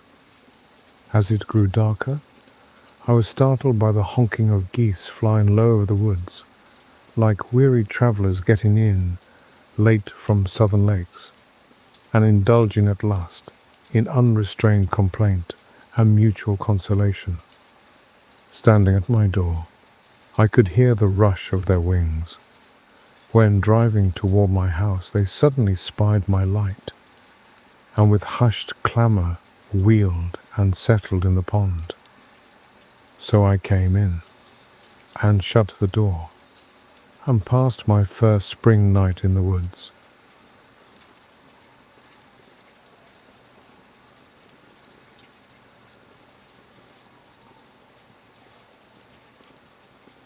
Part 7. Reading. With a little more deliberation in the choice of their pursuits, all men would perhaps become essentially students and observers, for certainly their nature and destiny are interesting to all alike. In accumulating property for ourselves or our posterity, in founding a family or a state, or acquiring fame even, we are mortal. But in dealing with truth, we are immortal, and need fear no change nor accident. The oldest Egyptian or Hindu philosopher raised a corner of the veil from the statue of the divinity, and still the trembling robe remains raised, and I gaze upon as fresh a glory as he did, since it was I in him that was then so bold. And it is he in me that now reviews the vision. No dust has settled on that robe. No time has elapsed since that divinity was revealed. That time which we really improve, or which is improvable, is neither past, present, nor future. My residence was more favourable, not only to thought, but to serious reading, than a university.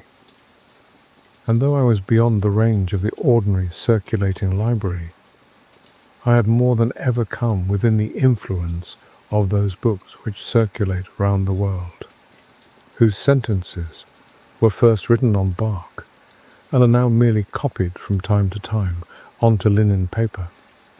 Says the poet Mir Kamar Uddin Mast, being seated to run through the region of the spiritual world, I have had this advantage in books, to be intoxicated by a single glass of wine. I have experienced this pleasure when I have drunk the liquor of the esoteric doctrines. I kept Homer's Iliad on my table through the summer, though I looked at his page only now and then. Incessant labour with my hands at first, for I had my house to finish and my beans to hoe at the same time, made more study impossible. Yet I sustained myself by the prospect of such reading in future. I read 1 or 2 shallow books of travel in the intervals of my work, till that employment made me ashamed of myself, and I asked where it was then that I lived.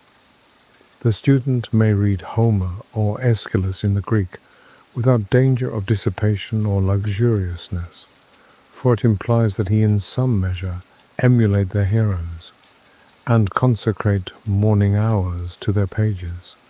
The heroic books, even if printed in the character of our mother tongue, will always be in a language dead to degenerate times, and we must laboriously seek the meaning of each word and line, conjecturing a larger sense than common use permits out of what wisdom and valor and generosity we have.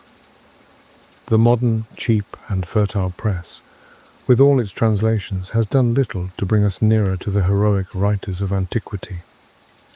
They seem as solitary, and the letter in which they are printed as rare and curious as ever. It is worth the expense of youthful days and costly hours, if you learn only some words of an ancient language, which are raised out of the trivialness of the street, to be perpetual suggestions and provocations. It is not in vain that the farmer remembers and repeats the few Latin words which he has heard. Men sometimes speak as if the study of the classics would at length make way for more modern and practical studies. But the adventurous student will always study classics, in whatever language they may be written, and however ancient they may be. For what are the classics but the noblest recorded thoughts of man? They are the only oracles which are not decayed, and there are such answers to the most modern inquiry in them as Delphi and Dodona never gave. We might as well omit to study nature because she is old. To read well, that is, to read true books in a true spirit, is a noble exercise, and one that will task the reader more than any exercise which the customs of the day esteem. It requires a training such as the athletes underwent, the steady intention almost of the whole life to this object. Books must be read as deliberately and reservedly as they were written. It is not enough even to be able to speak the language of that nation by which they are written, for there is a memorable interval between the spoken and the written language, the language heard and the language read.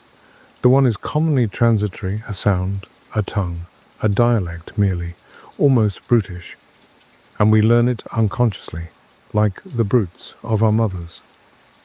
The other is the maturity and experience of that. If that is our mother tongue, this is our father tongue, a reserved and select expression, too significant to be heard by the ear, which we must be born again in order to speak. The crowds of men who merely spoke the Greek and Latin tongues in the Middle Ages were not entitled by the accident of birth to read the works of genius written in those languages, for these were not written in that Greek or Latin which they knew, but in the select language of literature. They had not learned the nobler dialects of Greece and Rome, but the very materials on which they were written were waste paper to them, and they prized instead a cheap contemporary literature. But when the several nations of Europe had acquired distinct, though rude, written languages of their own, sufficient for the purposes of their rising literatures, then first learning revived, and scholars were enabled to discern from that remoteness the treasures of antiquity. What the Roman and Grecian multitude could not hear, after the lapse of ages a few scholars read, and a few scholars only are still reading it. However much we may admire the orator's occasional bursts of eloquence, the noblest written words are commonly as far behind or above the fleeting spoken language as the firmament with its stars is behind the clouds. There are the stars, and they who can may read them. The astronomers forever comment on and observe them. They are not exhalations like our daily colloquies and vaporous breath. What is called eloquence in the forum is commonly found to be rhetoric in the study. The orator yields to the inspiration of a transient occasion, and speaks to the mob before him, to those who can hear him. But the writer, whose more equable life is his occasion, and who would be distracted by the event and the crowd which inspire the orator, speaks to the intellect and heart of mankind, to all in any age who can understand him. No wonder that Alexander carried the Iliad with him on his expeditions in a precious casket. A written word is the choicest of relics. It is something at once more intimate with us and more universal than any other work of art. It is the work of art nearest to life itself. It may be translated into every language, and not only be read, but actually breathed from all human lips. Not be represented on canvas or in marble only, but be carved out of the breath of life itself. The symbol of an ancient man's thought becomes a modern man's speech. 2,000 summers have imparted to the monuments of Grecian literature, as to her marbles, only a maturer, golden and autumnal tint, for they have carried their own serene and celestial atmosphere into all lands to protect them against the corrosion of time. Books are the treasured wealth of the world and the fit inheritance of generations and nations. Books, the oldest and the best, stand naturally and rightfully on the shelves of every cottage. They have no cause of their own to plead, but while they enlighten and sustain the reader, his common sense will not refuse them. Their authors are a natural and irresistible aristocracy in every society, and more than kings or emperors, exert an influence on mankind. When the illiterate and perhaps scornful trader has earned by enterprise and industry his coveted leisure and independence, and is admitted to the circles of wealth and fashion, he turns inevitably at last to those still higher but yet inaccessible circles of intellect and genius, and is sensible only of the imperfection of his culture and the vanity and insufficiency of all his riches, and further proves his good sense by the pains which he takes to secure for his children that intellectual culture whose want he so keenly feels. And thus it is that he becomes the founder of a family. Those who have not learned to read the ancient classics in the language in which they were written must have a very imperfect knowledge of the history of the human race. For it is remarkable that no transcript of them has ever been made into any modern tongue, unless our civilization itself may be regarded as such a transcript. Homer has never yet been printed in English, nor Aeschylus, nor Virgil even, works as refined, as solidly done, and as beautiful almost as the morning itself. For later writers, say what we will of their genius, have rarely, if ever, equalled the elaborate beauty and finish and the lifelong and heroic literary labors of the ancients. They only talk of forgetting them who never knew them. It will be soon enough to forget them when we have the learning and the genius which will enable us to attend to and appreciate them. That age will be rich indeed when those relics which we call classics, and the still older and more than classic, but even less known scriptures of the nations, shall have still further accumulated, when the Vaticans shall be filled with Vedas and Zendavestas and Bibles, with Homers and Dante and Shakespeare's, and all the centuries to come shall have successively deposited their trophies in the forum of the world. By such a pile, we may hope to scale heaven at last. The works of the great poets have never yet been read by mankind, for only great poets can read them. They have only been read as the multitude read the stars, at most astrologically, not astronomically. Most men have learned to read to serve a paltry convenience, as they have learned to cipher in order to keep accounts and not be cheated in trade, but of reading as a noble intellectual exercise. They know little or nothing, yet this only is reading in a high sense, not that which lulls us as a luxury and suffers the nobler faculties to sleep the while, but what we have to stand on tiptoe to read, and devote our most alert and wakeful hours to. I think that having learned our letters, we should read the best that is in literature, and not be forever repeating our a-b-abs and words of one syllable in the 4th or 5th classes, sitting on the lowest and foremost form all our lives.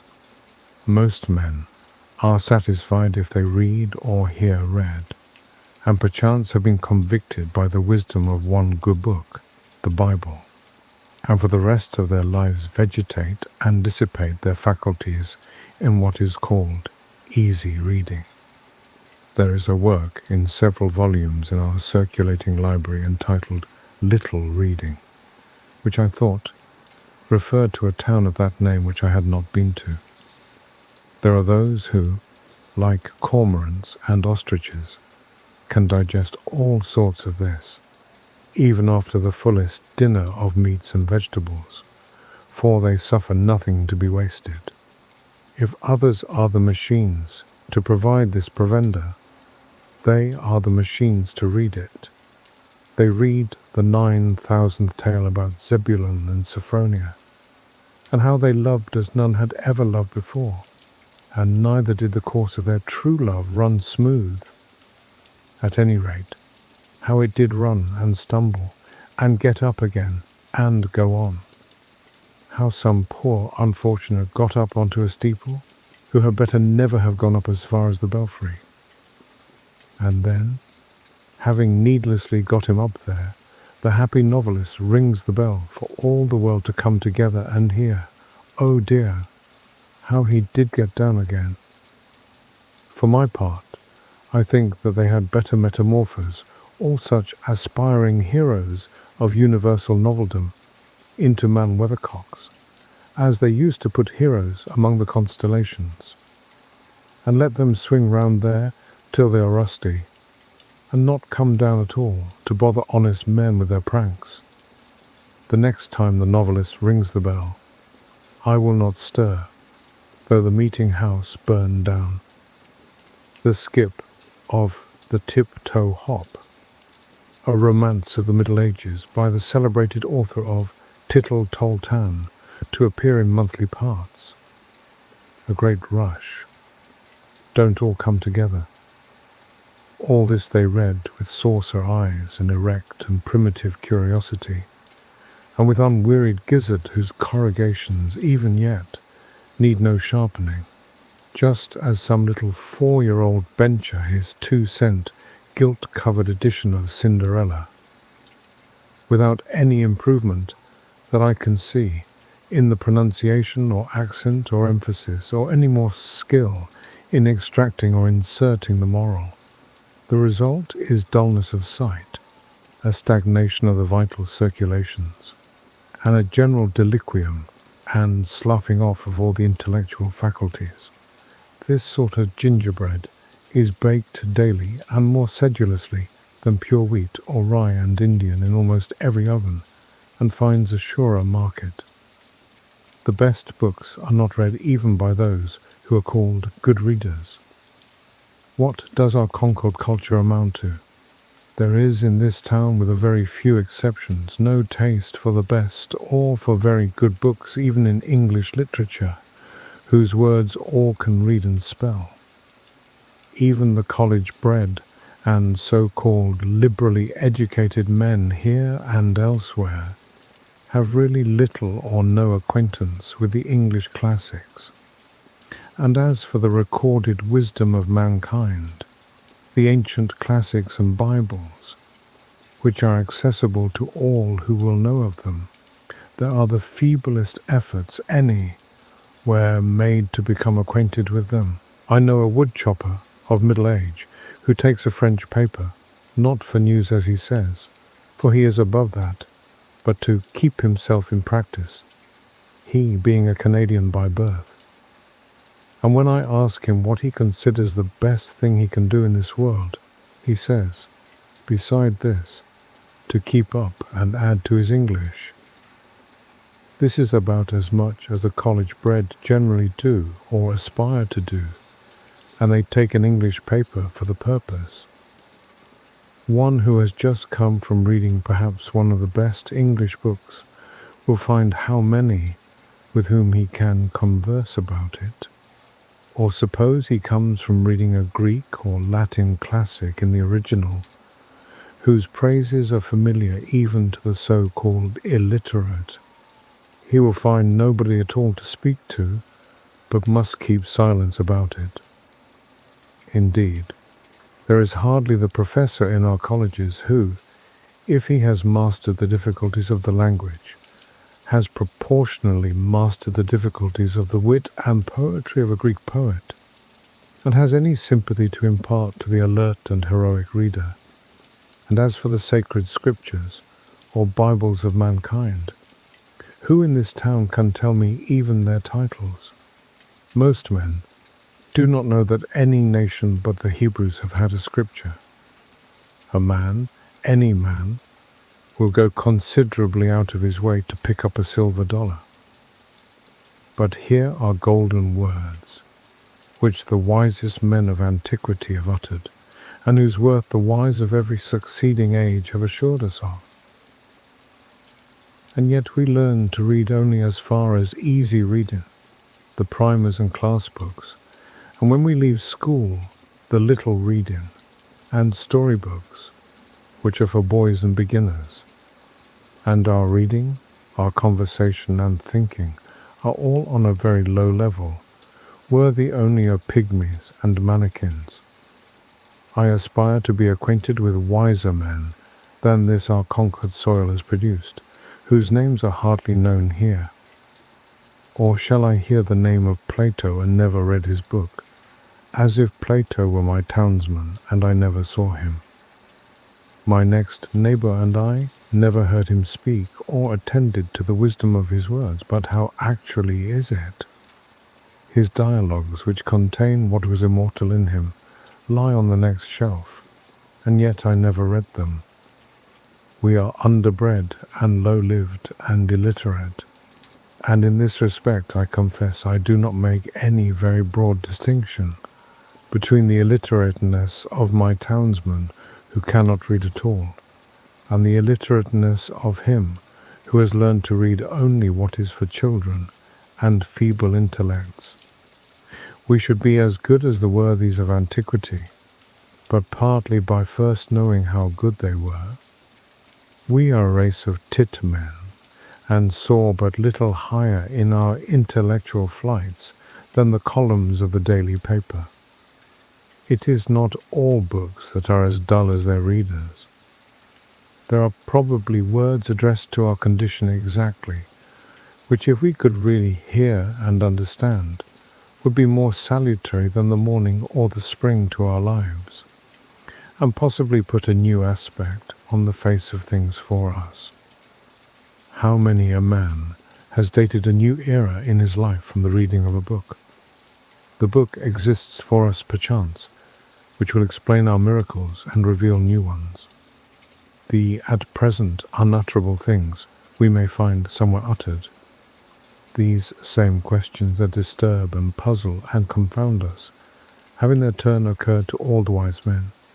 Not one has been omitted, and each has answered them, according to his ability, by his words and his life. Moreover, with wisdom we shall learn liberality.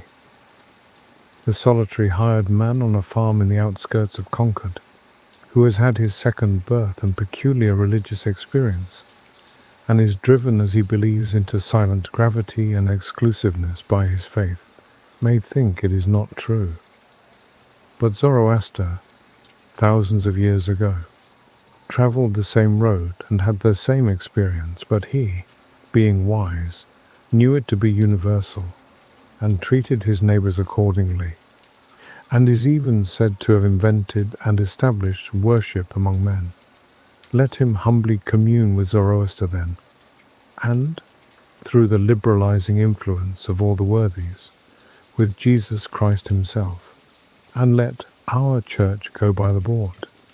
We boast that we belong to the 19th century and are making the most rapid strides of any nation. But consider how little this village does for its own culture. I do not wish to flatter my townsmen, nor to be flattered by them, for that will not advance either of us. We need to be provoked, goaded like oxen as we are, into a trot.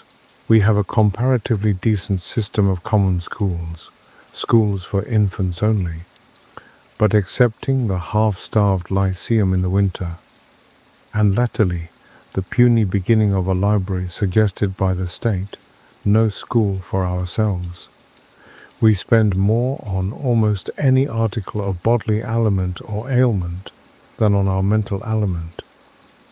It is time that we had uncommon schools, that we did not leave off our education when we begin to be men and women. It is time that villages were universities, and the elder inhabitants the fellows of universities, with leisure, if they are indeed so well off, to pursue liberal studies the rest of their lives. Shall the world be confined to one Paris or one Oxford forever? Cannot students be boarded here and get a liberal education under the skies of Concord? Can we not hire some Abelard to lecture to us? Alas! What with foddering the cattle and tending the store, we are kept from school too long, and our education is sadly neglected. In this country, the village should in some respects take the place of the nobleman of Europe. It should be the patron of the fine arts. It is rich enough. It wants only the magnanimity and refinement. It can spend money enough on such things as farmers and traders value. But it is thought utopian to propose spending money for things which more intelligent men know to be of far more worth. This town has spent $17,000 on a townhouse, thank fortune or politics, but probably it will not spend so much on living wit, the true meat to put into that shell, in 100 years. The $125 annually subscribed for a lyceum in the winter is better spent than any other equal sum raised in the town. If we live in the 19th century, why should we not enjoy the advantages which the 19th century offers? Why should our life be in any respect provincial? If we will read newspapers, why not skip the gossip of Boston and take the best newspaper in the world at once? Not be sucking the pap of neutral family papers, or browsing olive branches here in New England. Let the reports of all the learned societies come to us, and we will see if they know anything. Why should we leave it to Harper and Brothers and Reading and Company to select our reading, as the nobleman of cultivated taste surrounds himself with whatever conduces to his culture? Genius, learning, wit, books, paintings, statuary, music, philosophical instruments and the like. So let the village do. Not stop short at a pedagogue, a parson, a sexton, a parish library, and 3 selectmen, because our pilgrim forefathers got through a cold winter once on a bleak rock with these. To act collectively is according to the spirit of our institutions, and I am confident that as our circumstances are more flourishing, our means are greater than the nobleman's.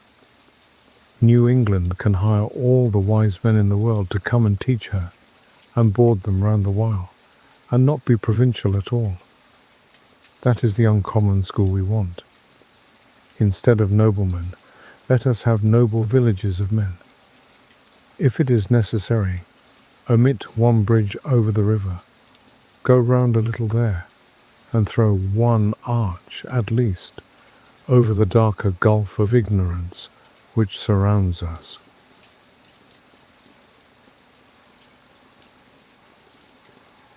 Part 8. The Bean Field.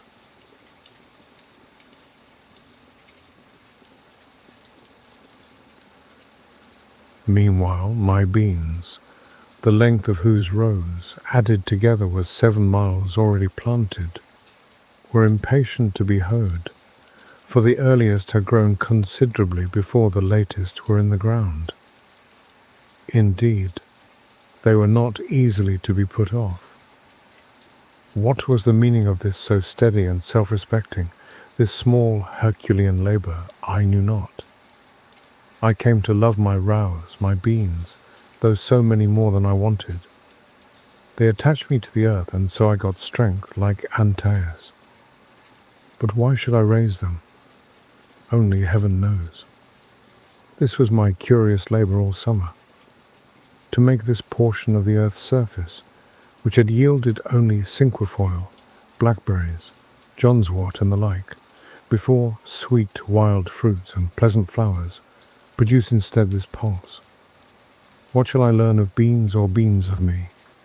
I cherish them, I hoe them, early and late I have an eye to them, and this is my day's work. It is a fine, broad leaf to look on. My auxiliaries are the dews and rains which water this dry soil, and what fertility is in the soil itself, which for the most part is lean and effete. My enemies are worms, cool days, and most of all, woodchucks. The last have nibbled for me 1/4 of an acre clean. But what right had I to oust johnswort and the rest, and break up their ancient herb garden? Soon, however, the remaining beans will be too tough for them, and go forward to meet new foes. When I was 4 years old, as I well remember, I was brought from Boston to this my native town, through these very woods and this field, to the pond. It is one of the oldest scenes stamped on my memory, and now tonight my flute has waked the echoes over that very water. The pines still stand here older than I, or, if some have fallen, I have cooked my supper with their stumps, and a new growth is rising all around, preparing another aspect for new infant eyes. Almost the same johnswort springs from the same perennial root in this pasture, and even I have at length helped to clothe that fabulous landscape of my infant dreams. And one of the results of my presence and influence is seen in these bean leaves, corn blades, and potato vines. I planted about 2.5 acres of upland, and as it was only about 15 years since the land was cleared, and I myself had got out 2 or 3 cords of stumps, I did not give it any manure. But in the course of the summer, it appeared by the arrowheads which I turned up in hoeing, that an extinct nation had anciently dwelt here, and planted corn and beans ere white men came to clear the land, and so, to some extent, had exhausted the soil for this very crop, before yet any woodchuck or squirrel had run across the road, or the sun had got above the shrub oaks, while all the dew was on, though the farmers warned me against it. I would advise you to do all your work if possible while the dew is on. I began to level the ranks of haughty weeds in my bean field and throw dust upon their heads. Early in the morning, I worked barefooted, dabbling like a plastic artist in the dewy and crumbling sand. But later in the day, the sun blistered my feet. There the sun lighted me to hoe beans, pacing slowly backward and forward over that yellow, gravelly upland between the long green rows, 15 rods, the one end terminating in a shrub oak copse where I could rest in the shade, the other in a blackberry field where the green berries deepened their tints by the time I had made another bout, removing the weeds, putting fresh soil about the bean stems, and encouraging this weed which I had sown, making the yellow soil express its summer thought in bean leaves and blossoms, rather than in wormwood and piper and millet grass, making the earth say beans instead of grass. This was my daily work. As I had little aid from horses or cattle or hired men or boys, or improved implements of husbandry, I was much slower and became much more intimate with my beans than usual. But labour of the hands, even when pursued to the verge of drudgery, is perhaps never the worst form of idleness. It has a constant and imperishable moral, and to the scholar it yields a classic result. A very agricola laboriosus was I to travellers bound westward through Lincoln and Wayland, to nobody knows where, they sitting at their ease in gigs, with elbows on knees, and reins loosely hanging in festoons, I the home-staying, laborious native of the soil. But soon my homestead was out of their sight and thought. It was the only open and cultivated field for a great distance on either side of the road. So they made the most of it. And sometimes the man in the field heard more of travellers' gossip and comment than was meant for his ear. Beans so late, peas so late. For I continued to plant when others had begun to hoe. The ministerial husbandman had not suspected it. Corn, my boy, for fodder. Corn for fodder. Does he live there? Asks the black bonnet of the grey coat, and the hard-featured farmer reins up his grateful dobbin to inquire what you are doing where he sees no manure in the furrow, and recommends a little chipped dirt, or any little waste stuff, or it may be ashes or plaster. But here were 2 acres and a half of furrows, and only a hoe for cart and 2 hands to draw it, there being an aversion to other carts and horses, and chipped dirt far away. Fellow travellers, as they rattled by, compared it aloud with the fields which they had passed, so that I came to know how I stood in the agricultural world. This was one field, not in Mr. Coleman's report. And by the way, who estimates the value of the crop which nature yields in the still wilder fields, unimproved by man? The crop of English hay is carefully weighed, the moisture calculated, the silicates and the potash. But in all dells and pond holes, in the woods and pastures and swamps, grows a rich and various crop only unreaped by man. Mine was, as it were, the connecting link between wild and cultivated fields. As some states are civilized, and others half-civilized, and others savage or barbarous, so my field was, though not in a bad sense, a half-cultivated field. They were beans, cheerfully returning to the wild and primitive state that I cultivated, and my hoe played the ronds de vache for them.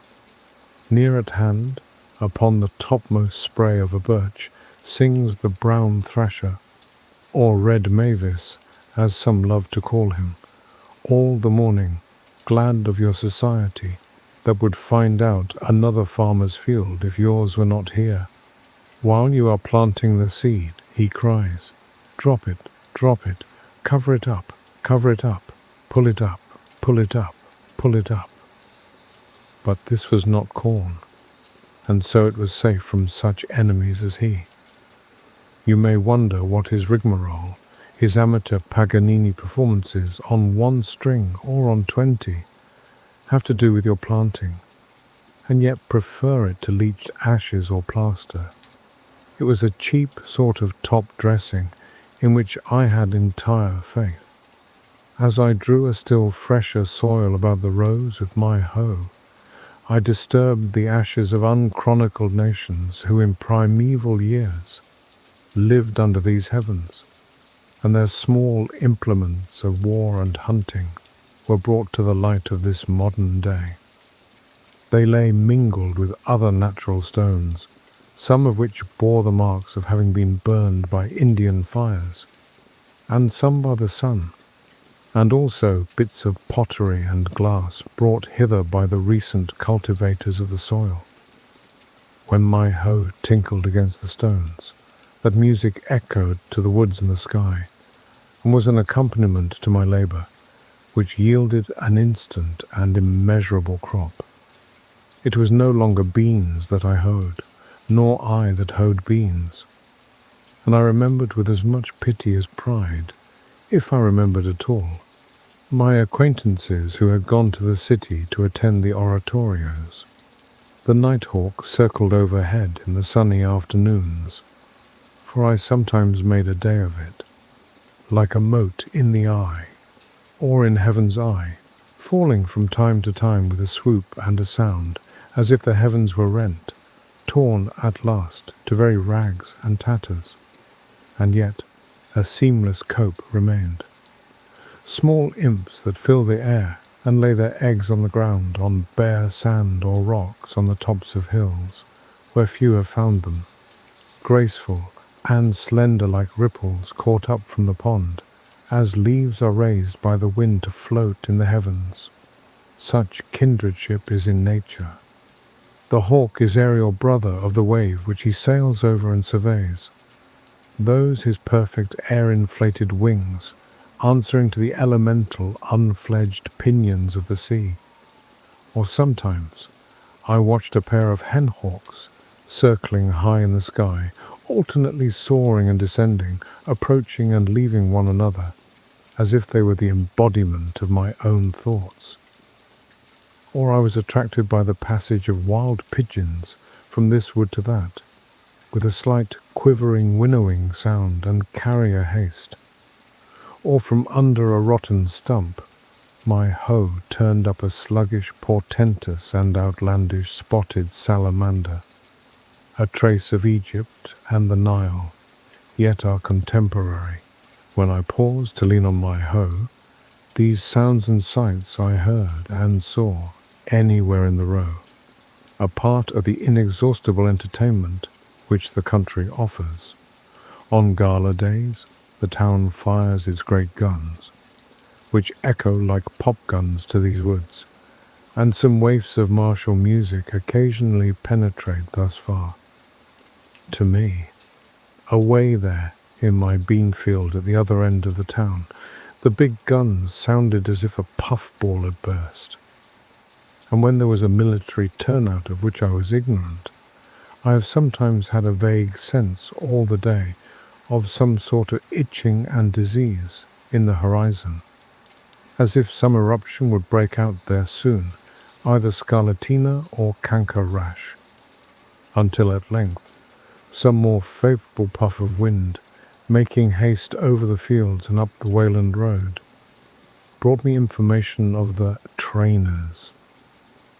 It seemed by the distant hum as if somebody's bees had swarmed, and that the neighbours, according to Virgil's advice, by a faint tintinnabulum upon the most sonorous of their domestic utensils, were endeavouring to call them down into the hive again.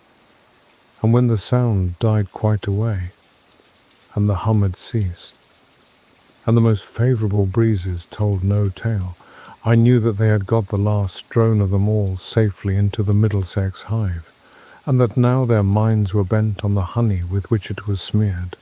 I felt proud to know that the liberties of Massachusetts and of our fatherland were in such safe keeping, and as I turned to my hoeing again, I was filled with an inexpressible confidence, and pursued my labour cheerfully, with a calm trust in the future.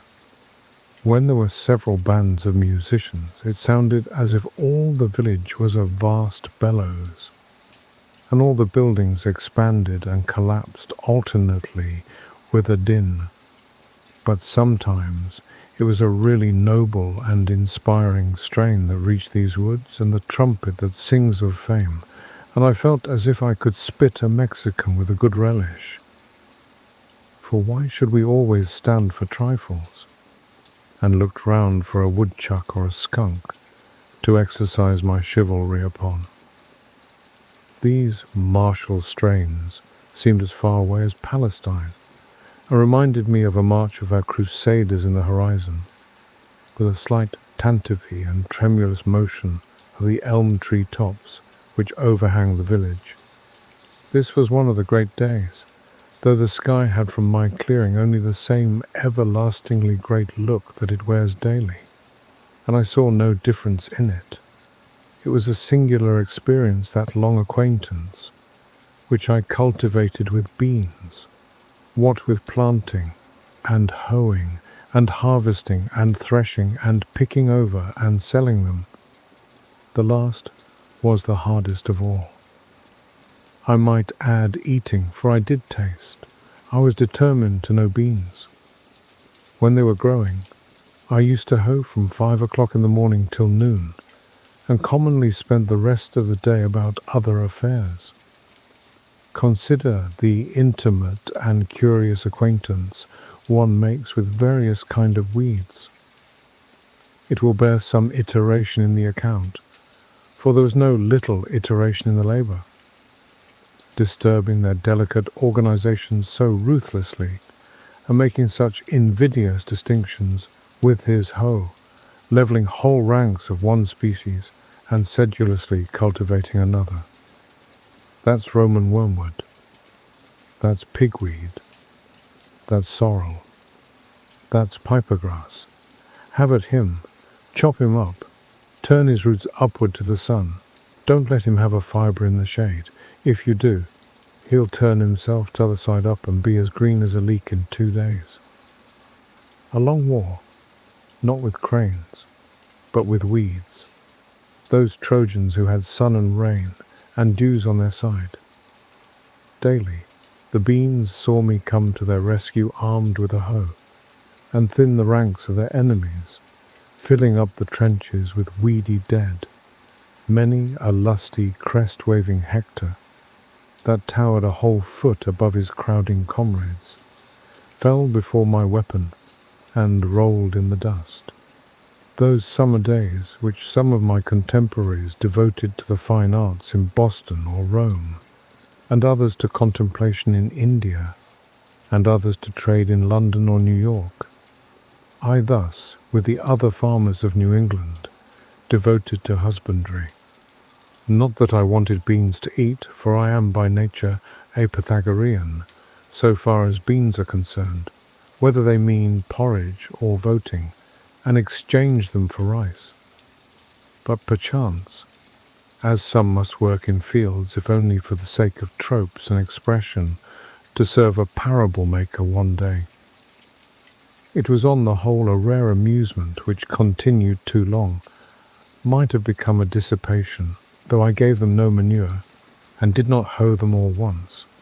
I hoed them unusually well as far as I went, and was paid for it in the end. There being in truth, as Evelyn says, no compost or laetation whatsoever comparable to this continual motion, repastination, and turning of the mould with the spade. The earth, he adds elsewhere, especially if fresh, has a certain magnetism in it by which it attracts the salt, power, or virtue, call it either, which gives it life, and is the logic of all the labour and stir we keep about it to sustain us. All dungings and other sordid temperings being but the vicars succedaneous to this improvement. Moreover, this being one of those worn out and exhausted layfields which enjoy their Sabbath, had perchance, as Sir Kenelm Digby thinks likely, attracted vital spirits from the air. I harvested 12 bushels of beans, but to be more particular, my outgoes were for a hoe 54 cents, for ploughing, harrowing, and furrowing $7.50, for beans for seed $3.12.5, for potatoes for seed $1.33, for peas for seed 40 cents, for turnip seed 6 cents, for white line for crow fence 2 cents, for horse cultivator and boy 3 hours $1, for horse and cart to get crop 75 cents. In all, $14.72.5. My income was from 9 bushels and 12 quarts of beans sold, $16.94. 5 bushels of large potatoes, $2.50. 9 bushels of small potatoes, $2.25. Grass, $1. Stalks, 75 cents. In all, $23.44, leaving a pecuniary profit, as I have elsewhere said, of $8.71.5. This is the result of my experience in raising beans. Plant the common small white bush bean about the 1st of June, in rows 3 feet by 18 inches apart, being careful to select fresh round and unmixed seed. First, look out for worms, and supply vacancies by planting anew. Then look out for woodchucks, if it is an exposed place, for they will nibble off the earliest tender leaves almost clean as they go. And again, when the young tendrils make their appearance, they have notice of it, and will shear them off with both buds and young pods, sitting erect like a squirrel. But above all, harvest as early as possible, if you would escape frosts and have a fair and saleable crop. You may save much loss by this means. This further experience also I gained. I said to myself, I will not plant beans and corn with so much industry another summer, but such seeds, if the seed is not lost, as sincerity, truth, simplicity, faith, innocence, and the like, and see if they will not grow in this soil even with less toil and manurance, and sustain me, for surely it has not been exhausted for these crops. Alas, I said this to myself, but now another summer is gone, and another, and another, and I am obliged to say to you, reader, that the seeds which I planted, if indeed they were the seeds of those virtues, were worm-eaten or had lost their vitality, and so did not come up. Commonly, men will only be brave as their fathers were brave, or timid. This generation is very sure to plant corn and beans each new year, precisely as the Indians did centuries ago, and taught the first settlers to do, as if there were a fate in it. I saw an old man the other day, to my astonishment, making the holes with a hoe for the 70th time at least, and not for himself to lie down in. But why should not the New Englander try new adventures, and not lay so much stress on his grain, his potato and grass crop, and his orchards? Raise other crops than these. Why concern ourselves so much about our beans for seed, and not be concerned at all about a new generation of men? We should really be fed and cheered if when we met a man, we were sure to see that some of the qualities which I have named, which we all prize more than those other productions, but which are for the most part broadcast and floating in the air, had taken root and grown in him.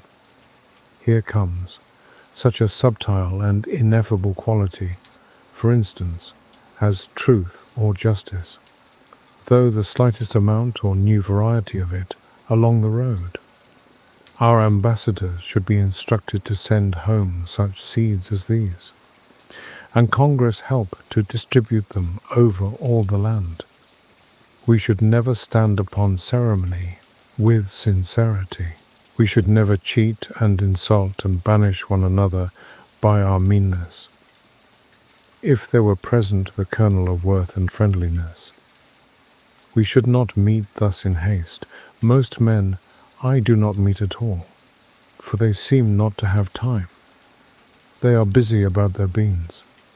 We would not deal with a man thus plodding ever, leaning on a hoe or a spade as a staff between his work, not as a mushroom, but partially risen out of the earth, something more than erect, like swallows alighted and walking on the ground. And as he spake, his wings would now and then spread as he meant to fly, then close again, so that we should suspect that we might be conversing with an angel. Bread may not always nourish us, but it always does us good. It even takes stiffness out of our joints, and makes us supple and buoyant, when we knew not what ailed us, to recognize any generosity in man or nature, to share any unmixed and heroic joy. Ancient poetry and mythology suggest at least that husbandry was once a sacred art, but it is pursued with irreverent haste and heedlessness by us, our object being to have large farms and large crops merely. We have no festival, nor procession, nor ceremony, not excepting our cattle shows and so-called Thanksgivings, by which the farmer expresses a sense of the sacredness of his calling, or is reminded of its sacred origin. It is the premium and the feast which tempt him. He sacrifices not to Ceres and the terrestrial Jove, but to the infernal Plutus rather. By avarice and selfishness, and a grovelling habit, from which none of us is free, of regarding the soil as property, or the means of acquiring property, chiefly, the landscape is deformed, husbandry is degraded with us, and the farmer leads the meanest of lives. He knows nature but as a robber. Cato says that the prophets of agriculture are particularly pious or just, and according to Varro, the old Romans called the same earth Mother and Ceres, and thought that they who cultivated it led a pious and useful life, and that they alone were left of the race of King Saturn. We are wont to forget that the sun looks on our cultivated fields, and on the prairies and forests without distinction. They all reflect and absorb his rays alike, and the former make but a small part of the glorious picture which he beholds in his daily course. In his view, the earth is all equally cultivated like a garden. Therefore, we should receive the benefit of his light and heat with a corresponding trust and magnanimity. What though I value the seed of these beans and harvest that in the fall of the year? This broad field, which I have looked at so long, looks not to me as the principal cultivator, but away from me to influences more genial to it, which water and make it green. These beans have results which are not harvested by me. Do they not grow for woodchucks partly? The ear of wheat should not be the only hope of the husbandman. How then can our harvest fail? Shall I not rejoice also at the abundance of the weeds whose seeds are the granary of the birds? It matters little comparatively whether the fields fill the farmer's barns.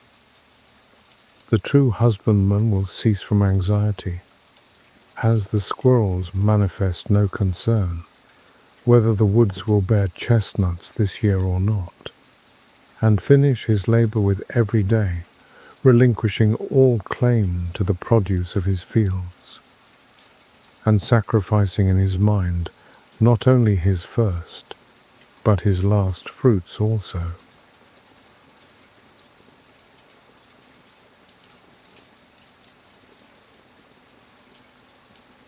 Part 9.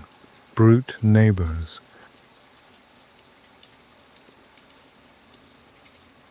Sometimes I had a companion in my fishing who came through the village to my house from the other side of the town, and the catching of the dinner was as much a social exercise as the eating of it. Hermit. I wonder what the world is doing now. I have not heard so much as a locust over the sweet fern these 3 hours. The pigeons are all asleep upon their roosts, no flutter from them. Was that a farmer's noon horn, which sounded from beyond the woods just now? The hands are coming in to boil salt beef and cider and Indian bread. Why will men worry themselves so? He that does not eat need not work. I wonder how much they have reaped. Who would live there, where a body can never think for the barking of bows? And oh, the housekeeping, to keep bright the devil's doorknobs and scour his tubs this bright day. Better not keep a house. Say, some hollow tree, and then for morning calls and dinner parties, Only a woodpecker tapping. Oh, they swarm. The sun is too warm there. They are born too far into life for me. I have water from the spring and a loaf of brown bread on the shelf. Hark! I hear a rustling of the leaves. Is it some ill-fed village hound yielding to the instinct of the chase, or the lost pig which is said to be in these woods whose tracks I saw after the rain? It comes on apace. My sumacs and sweet briars tremble. Hey, Mr. Poet, is it you? How do you like the world today? Poet, see those clouds, how they hang. That's the greatest thing I've seen today. There's nothing like it in old paintings, nothing like it in foreign lands, unless when we were off the coast of Spain. That's a true Mediterranean sky. I thought, as I have my living to get, and have not eaten today, that I might go a-fishing. That's the true industry for poets. It is the only trade I have learned. Come, let's along. Hermit, I cannot resist. My brown bread will soon be gone. I will go with you gladly soon, but I'm just concluding a serious meditation. I think that I am near the end of it. Leave me alone then, for a while. But that we may not be delayed, you shall be digging the bait meanwhile. Angleworms are rarely to be met with in these parts, where the soil was never fattened with manure. The race is nearly extinct. The sport of digging the bait is nearly equal to that of catching the fish, when one's appetite is not too keen. And this you may have all to yourself today. I would advise you to set in the spade down yonder among the groundnuts, where you see the johnswort waving. I think that I may warrant you 1 worm to every 3 sods you turn up, if you look well in among the roots of the grass, as if you were weeding, or, if you choose to go farther, it will not be unwise, for I have found the increase of fair bait to be very nearly as the squares of the distances. Hermit alone. Let me see. Where was I? Methinks I was nearly in this frame of mind. The world lay about at this angle. Shall I go to heaven or a-fishing? If I should soon bring this meditation to an end, would another so sweet occasion be likely to offer? I was as near being resolved into the essence of things as ever I was in my life. I fear my thoughts will not come back to me. If it would do any good, I would whistle for them. When they make us an offer, is it wise to say, "We will think of it"? My thoughts have left no track, and I cannot find the path again. What was it that I was thinking of? It was a very hazy day. I will just try these 3 sentences of Comfort C. They may fetch that state about again. I know not whether it was the dumps or a budding ecstasy. Mem, there never is but one opportunity of a kind. Poet, how now, hermit, is it too soon? I have got just 13 whole ones, besides several which are imperfect or undersized, but they will do for the smaller fry. They do not cover up the hook so much. Those village worms are quite too large. A shiner may make a meal off one without finding the skewer. Hermit, well then, let's be off. Shall we to the Concord? There's good sport there, if the water be not too high. Why do precisely these objects which we behold make a world? Why has man just these species of animals for his neighbours, as if nothing but a mouse could have filled this crevice? I suspect that Pilpay and company have put animals to their best use, for they are all beasts of burden in a sense, made to carry some portion of our thoughts. The mice which haunted my house were not the common ones, which are said to have been introduced into the country, but a wild native kind, not found in the village. I sent one to a distinguished naturalist, and it interested him much. When I was building, one of these had its nest underneath the house, and before I had laid the 2nd floor, and swept out the shavings, would come out regularly at lunchtime and pick up the crumbs at my feet.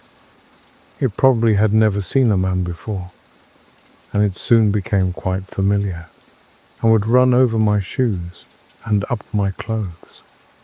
It could readily ascend the sides of the room by short impulses, like a squirrel, which it resembled in its motions. At length, as I leaned with my elbow on the bench one day, it ran up my clothes, and along my sleeve, and round the paper which held my dinner, while I kept the latter close and dodged and played at bo-peep with it. And when at last I held still a piece of cheese between my thumb and finger, it came and nibbled it, sitting in my hand, and afterward cleaned its face and paws like a fly, and walked away. A phoebe soon built in my shed, and a robin for protection in a pine which grew against the house. In June, the partridge, which is so shy a bird, led her brood past my windows from the woods in the rear to the front of my house, clucking and calling to them like a hen, and in all her behavior proving herself the hen of the woods. The young suddenly disperse on your approach, at a signal from the mother, as if a whirlwind had swept them away, and they so exactly resemble the dried leaves and twigs that many a traveller has placed his foot in the midst of a brood, and heard the whir of the old bird as she flew off, and her anxious calls and mewing, or seen her trail her wings to attract his attention without suspecting their neighbourhood.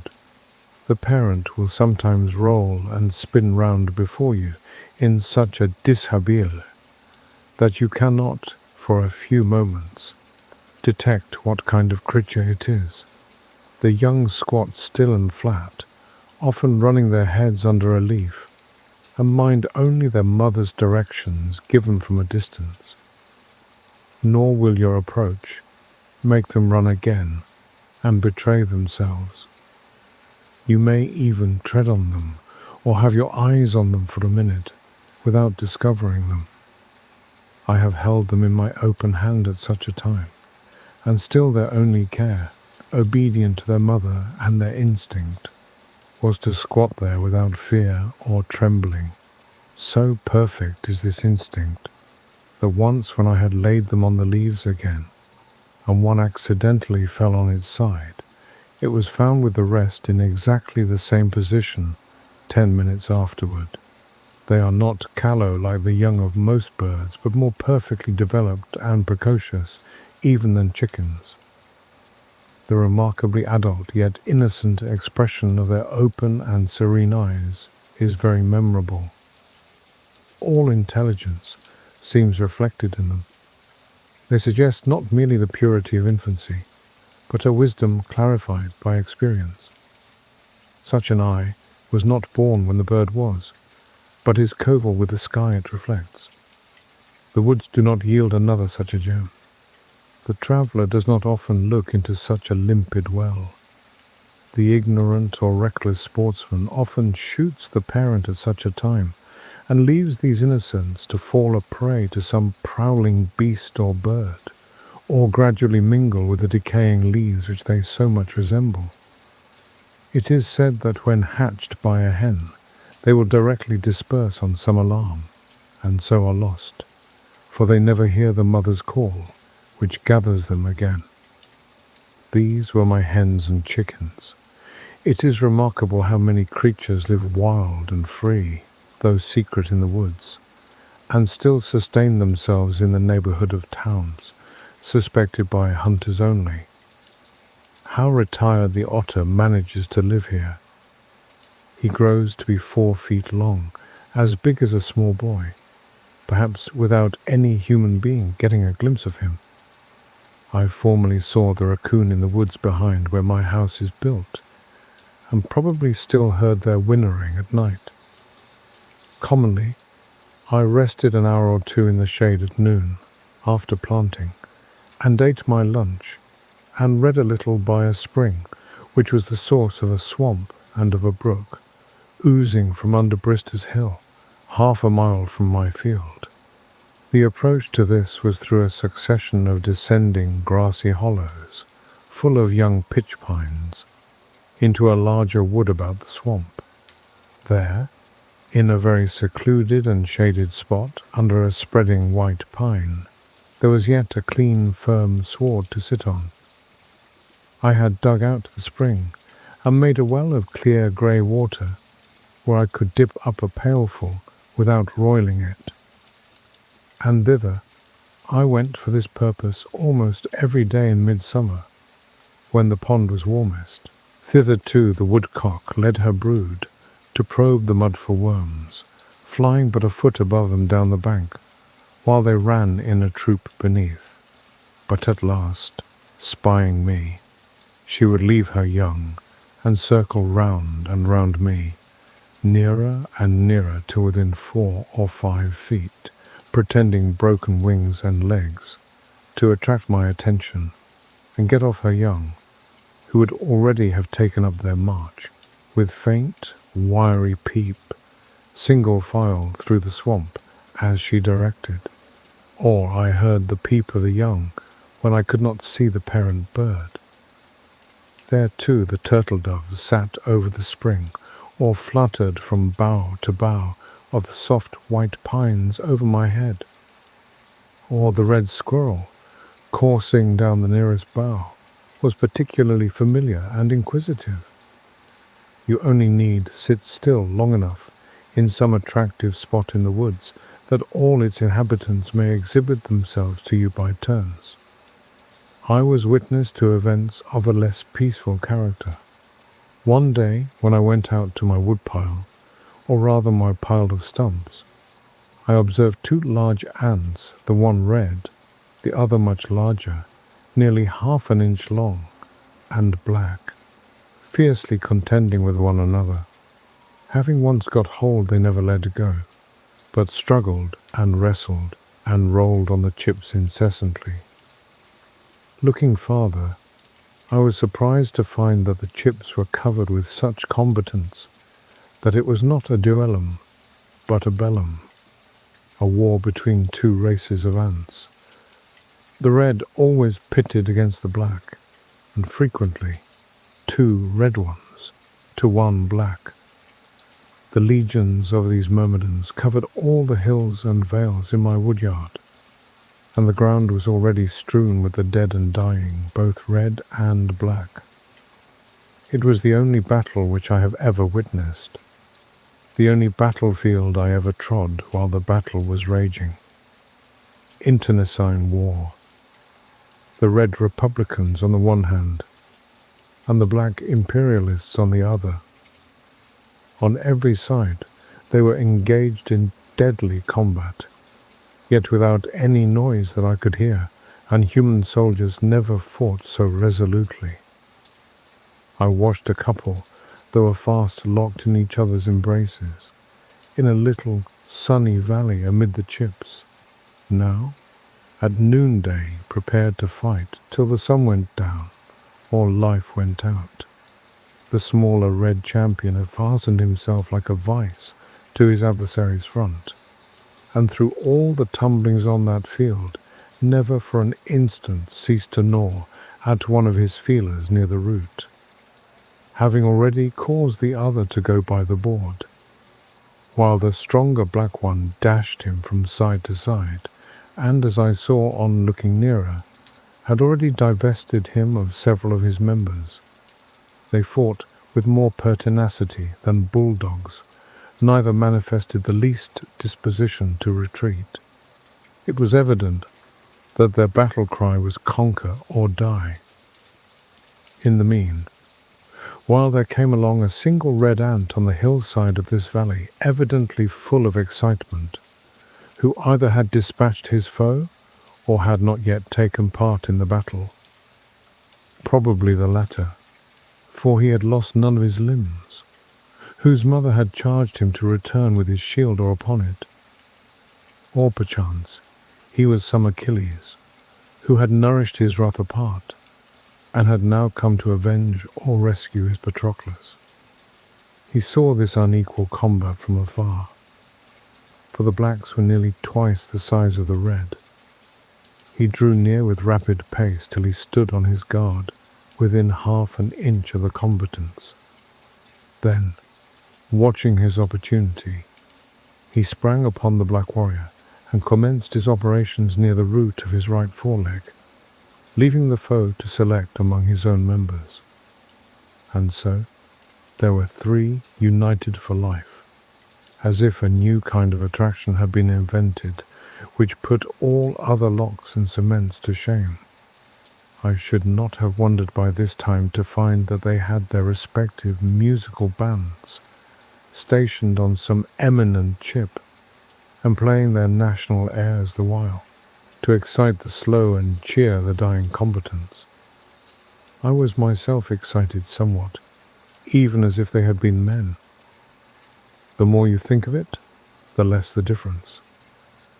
And certainly, there is not the fight recorded in conquered history, at least, if in the history of America, that will bear a moment's comparison with this, whether for the numbers engaged in it, or for the patriotism and heroism displayed.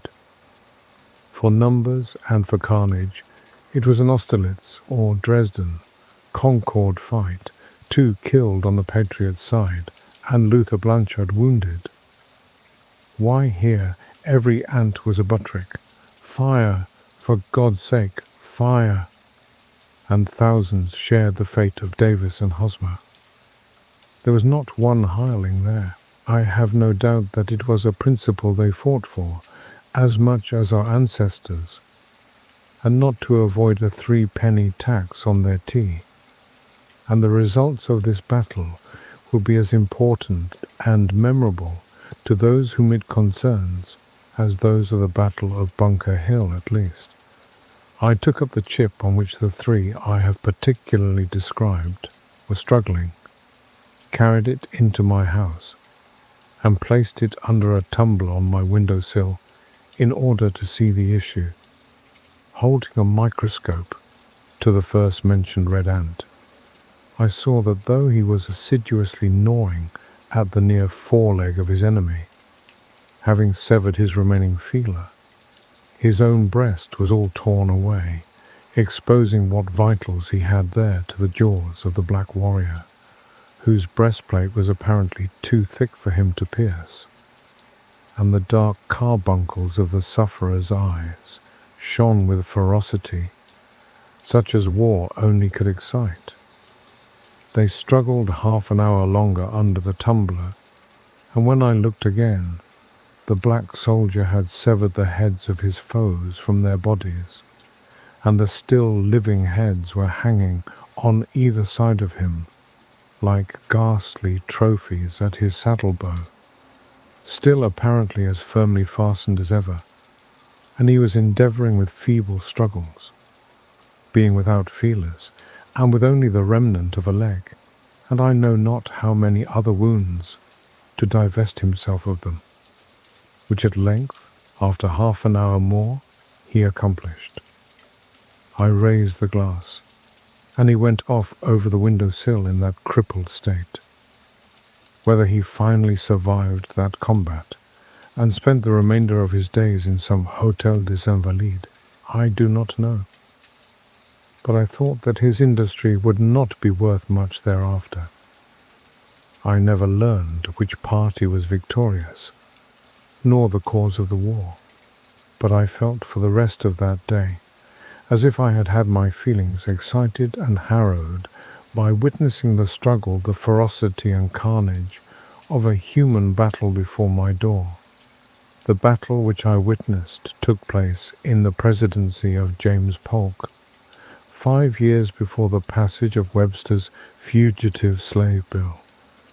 Once I was surprised to see a cat walking along the stony shore of the pond, for they rarely wander so far from home. The surprise was mutual. Nevertheless, the most domestic cat, which has lain on a rug all her days, appears quite at home in the woods, and by her sly and stealthy behaviour proves herself more native there than the regular inhabitants.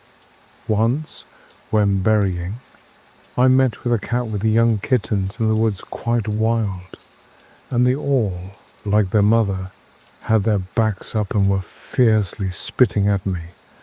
A few years before I lived in the woods, there was what was called a winged cat in one of the farmhouses in Lincoln, nearest the pond, Mr. Gillian Baker's. When I called to see her in June 1842, she was gone a-hunting in the woods, as was her wont. But her mistress told me that she came into the neighborhood a little more than a year before, in April, and was finally taken into their house, that she was of a dark brownish-grey color, with a white spot on her throat and white feet, and had a large bushy tail like a fox, that in the winter the fur grew thick and flatted out along her sides, forming strips 10 or 12 inches long by 2.5 wide, and under her chin like a muff, the upper side loose, the under matted like felt, and in the spring these appendages dropped off. In the fall, the loon came as usual to molt and bathe in the pond, making the woods ring with his wild laughter before I had risen. When I went to get a pail of water early in the morning, I frequently saw this stately bird sailing out of my cove within a few rods. If I endeavored to overtake him in a boat, in order to see how he would maneuver, he would dive and be completely lost, so that I did not discover him again sometimes, till the latter part of the day. But I was more than a match for him on the surface.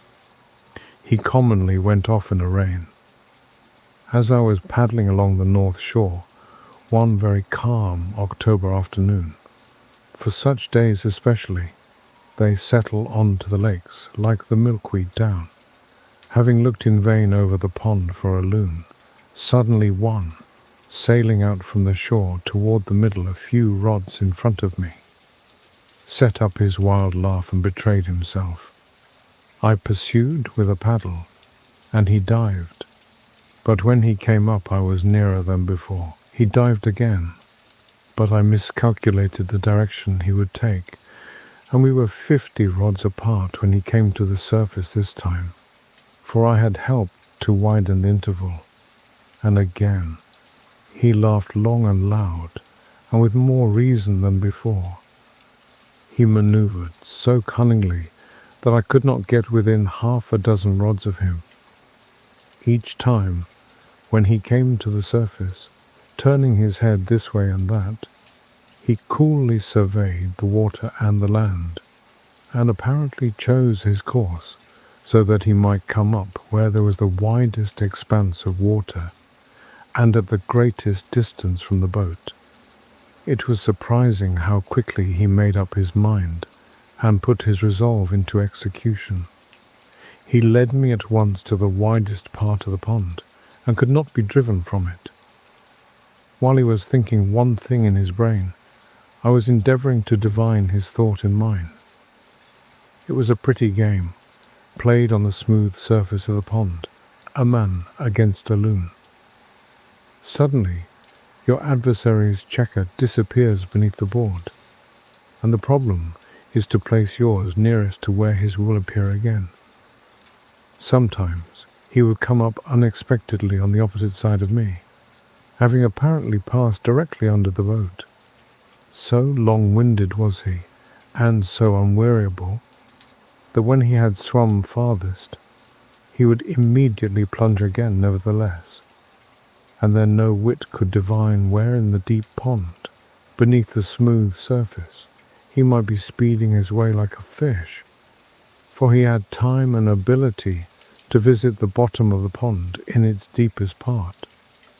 It is said that loons have been caught in the New York lakes 80 feet beneath the surface, with hooks set for trout, though Walden is deeper than that.